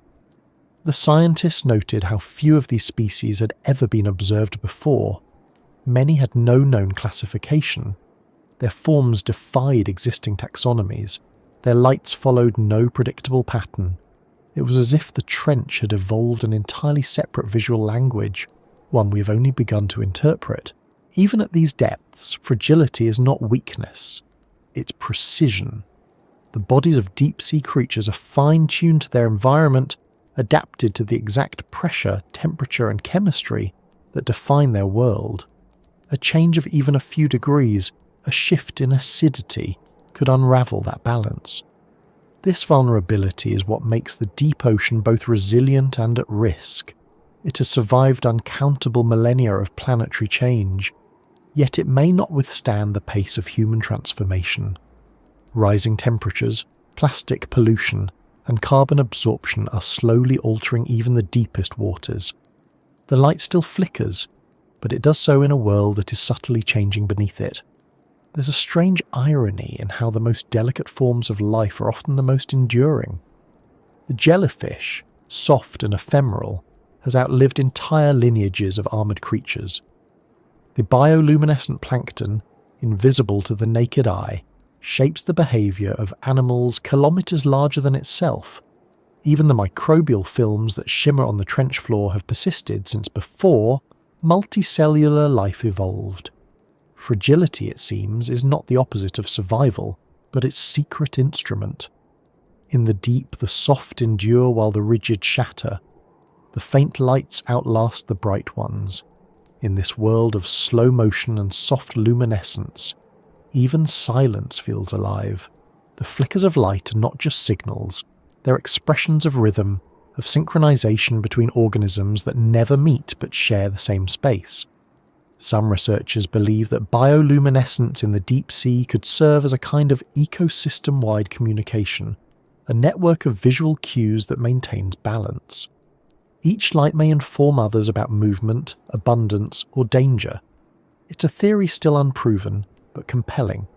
The idea that the deep ocean's peace is maintained not by isolation, but by constant luminous conversation. Every so often, the submersible lights catch something large moving in the distance, a shadow that drifts through the beams and vanishes again. These encounters are brief, but unforgettable. Sometimes it's a giant amphipod, sometimes a massive jellyfish or a rarely seen deep-sea shark. Their size is startling, their motion slow and deliberate. They are reminders that even in this realm of scarcity, life can grow immense. Yet these giants are fragile too. Their bodies are built for pressure and darkness. Exposure to light or rapid ascent can kill them instantly. The ocean's largest beings are often the most vulnerable to its gentlest disturbances. And then there are the smallest lights, microbial glows so faint they barely register to our instruments.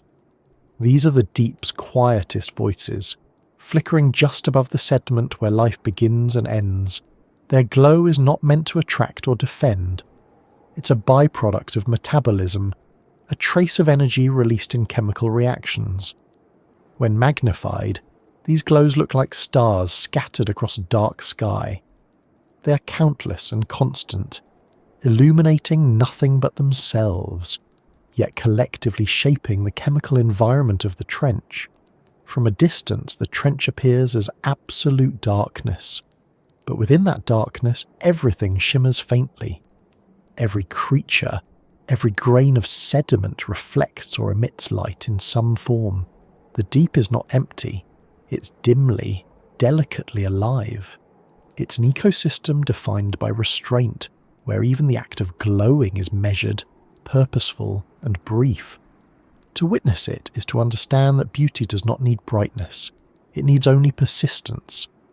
In the Kermadec Trench, fragility and light are inseparable.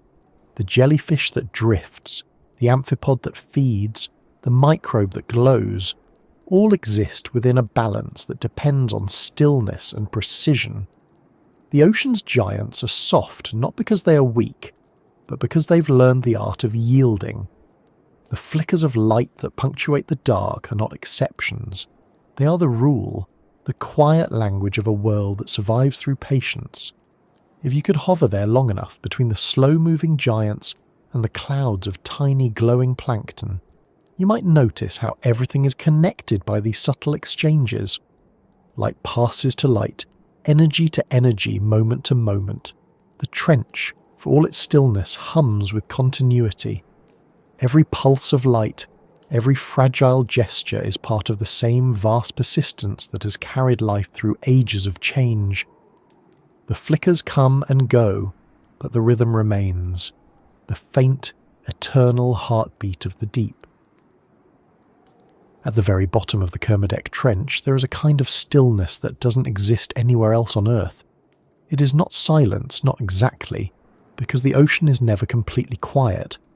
It hums with low vibrations, faint and continuous, the slow speech of water pressing against itself. It is not emptiness either, because even here, in this cold blackness, life continues to move, feed, and grow. The stillness is something different, something more complete. It is the absence of haste. It is the world functioning at the lowest possible energy, everything slowed to the point where change becomes almost imperceptible. It is the planet's resting state, its pulse reduced to a whisper, but still beating. If you could sink here and stop moving entirely, you would feel that quiet in your body long before you saw it. The weight of the water would become constant, no longer an external force but a steady pressure that defines your shape. The darkness would stop being an obstacle and start being a presence, a kind of material in itself. Time would feel stretched, not because it has slowed, but because your senses have nothing left to measure it against. The trench has its own time, dictated by processes too slow for human thought to follow. Everything here, chemical reaction, biological response, geological motion, exists in that deep rhythm. This part of the ocean floor is covered in fine sediment, as smooth as smoke and just as delicate. Every movement of current or creature leaves a trace, a swirl, a line, a ripple that lasts for years before settling again.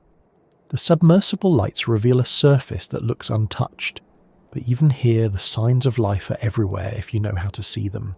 Small burrows, trails of amphipods, faint depressions where sea cucumbers are fed. The trench floor is not static. It is always being written upon and rewritten. It's an enormous living page, recording not in words but emotions too slow to notice in real time. Every now and then, a particle falls, a flake of marine snow, a fragment of shell, a thread of organic carbon. It lands softly, joins the others, and begins its long transformation into sediment. Each of these particles began somewhere else, in the upper ocean, in a river that met the sea, in the air that carried dust across continents. They have travelled the full span of the Earth's systems to end here. The trench is where the world gathers itself, where what drifts eventually finds rest. That quiet accumulation is its form of memory. It remembers not by choice, but by inevitability. There are no sharp boundaries here, only gradients. The light from above is gone entirely, absorbed long before it could reach this depth. The temperature is steady, just above freezing. The water holds oxygen, but only barely. Pressure defines everything. It compresses, stabilizes, and preserves. It holds the world in equilibrium. The organisms that live here seem to move outside of time. The amphipods glide over the sediment. Snailfish drift through invisible currents. Microbes in the mud divide at intervals so long they seem eternal. There is no rush, no chase. The pace of life here feels like the earth thinking, unhurried and continuous. This stillness is not lifelessness. It's what allows life to persist. In the absence of sunlight, in the crushing pressure, in the cold that should stop all motion, the deep has found a way to maintain activity just above zero. The chemical reactions that power cells proceed slowly but steadily. Energy circulates through invisible channels. Matter changes form, decays, reforms. Nothing wastes, nothing hurries. The trench is efficient in a way that human systems rarely are. It turns scarcity into stability, making balance out of limitation. The cameras that descend here can record for only a few hours before they must return to the surface. But the world they capture doesn't need to reset when the machines leave. It continues exactly as before, indifferent to being observed. A snailfish flicks its tail and vanishes into shadow. A cloud of sediment drifts upward, then settles again. A single amphipod carries a grain of food twice its size, moving with deliberate patience. There is no sound but the faint hum of the equipment, and then even that fades as the instruments power down. the trench remains complete in its silence. What's striking about the stillness at this depth is how total it feels, even though everything is still moving.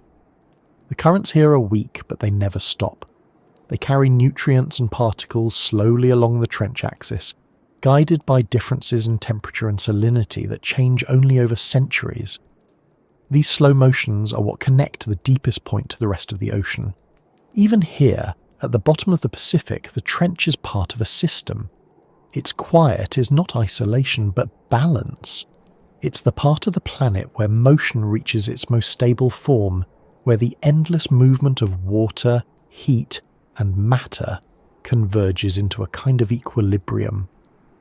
It's difficult for the human mind to comprehend such scales. We measure time in hours and years, but here, a single layer of sediment might represent 1,000 lifetimes.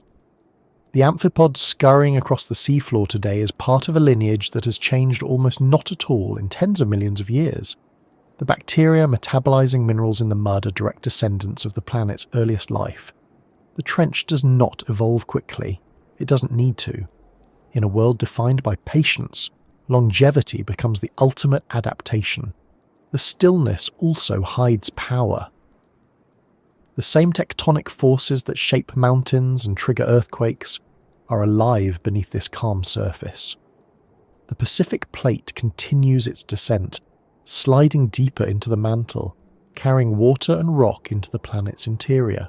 Occasionally a tremor ripples through the trench, stirring the sediment, reminding the deep that motion never fully ceases.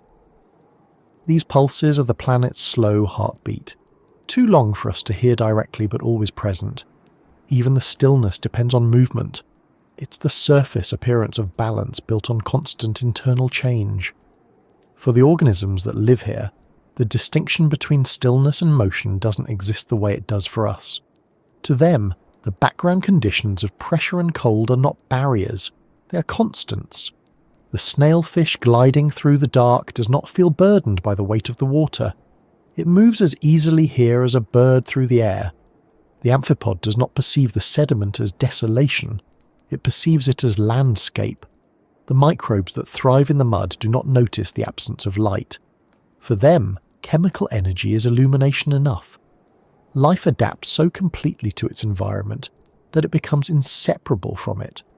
The deep stillness is not something life endures, it's what it belongs to. For all our technology, we can only observe the deep in fragments. Our instruments measure, record and return, but we never see it in its total state. What happens between those moments, the days, months and years when no human eye looks, is the true rhythm of the place. It's the slow turning of cycles, the long chemistry of life continuing unnoticed. Each measurement we take is a brief interruption in that ongoing continuity. When the lights turn off, when the cables retract, when the data stops flowing, the deep continues as it always has.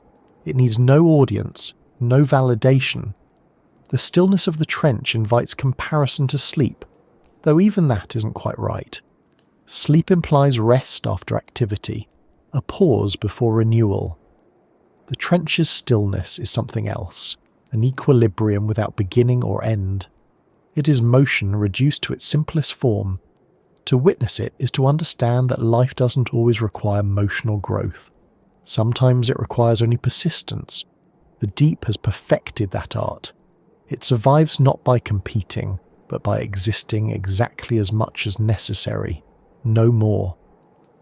When researchers speak of the trench, they often do so in practical terms: depth, pressure, chemistry, biodiversity. But beneath those measurements lies something subtler, something that can't be plotted on a chart. The stillness at the bottom of the world carries a kind of presence that defies analysis. It feels ancient, indifferent, complete. It's the stillness of the planet thinking at its own pace, unconcerned with what happens on its surface. Down here, there are no boundaries between elements, no divisions between living and non-living, no separation between past and present. Everything exists in continuity. The light from a submersible fades faster than you'd expect. It doesn't vanish sharply. It's absorbed gradually, like warmth leaving a body. In its wake, the trench returns to its own illumination, faint bioluminescent specks drifting through the dark. They flicker briefly, then disappear. This cycle never ends. The darkness is not absence. It's the medium in which everything happens. Even when there is no visible light, there are always chemical reactions, molecular exchanges, the quiet persistence of matter turning over itself. The ocean, even at its stillest, is alive in every atom. Above this place, the Pacific stretches for thousands of kilometres, full of storms and sunlight and movement. Ships cross its surface, birds rest on its waves, islands rise from its volcanic edges.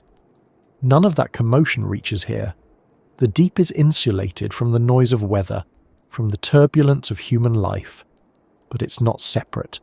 The particles falling from the surface, the heat rising from below, the gravity that binds both, all meet here.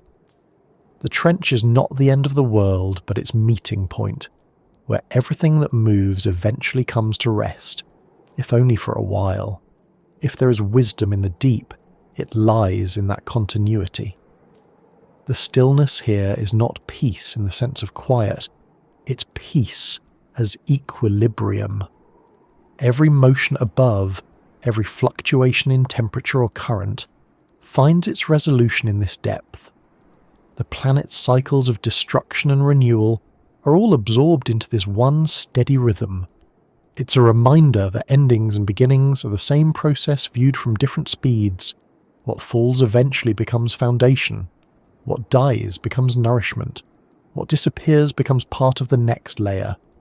When the instruments ascend again and the lights vanish into the distance, the trench remains unchanged. The amphipods return to their scavenging.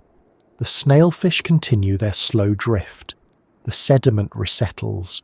Time resumes its long, quiet procession. Above, the ocean returns to its patterns of wind and wave, unaware of what lies beneath. The link between the two worlds is invisible but constant. The deep holds the memory of everything that falls from above, and the surface moves on, unaware that its story is being preserved grain by grain in the mud below. The stillness at the bottom of the world is not something that can be captured in images or described in full. It exists in the space between what we can measure and what we can feel. It's the texture of continuity itself, the realization that everything, no matter how far apart or how slow, belongs to the same process. To sit in that stillness, even in imagination, is to glimpse the world without urgency, without division, without the noise of interpretation. It is the planet breathing in, holding, and never quite exhaling. And somewhere in that quiet, amid the faint glimmer of drifting plankton and the slow pulse of pressure and heat, there is a kind of truth that feels almost human in its familiarity. The deep ocean doesn't strive or despair, it simply continues. It changes at the only pace that guarantees endurance. It listens to everything that falls into it, remembers everything it receives, and gives nothing back except the assurance that the world keeps moving, even when we can't see it. If you could hear the sound of that stillness, it wouldn't be silence. It would be the lowest note imaginable, too long and slow for our senses to register. The sound of a planet at rest within itself. The Kermadec Trench is that note made physical, a resonance that carries through the crust and the water and the air above it, holding everything in balance. It is the Earth's reminder that quiet doesn't mean absence, and stillness doesn't mean death. It means continuity, patience, and the kind of calm that only a living world can sustain.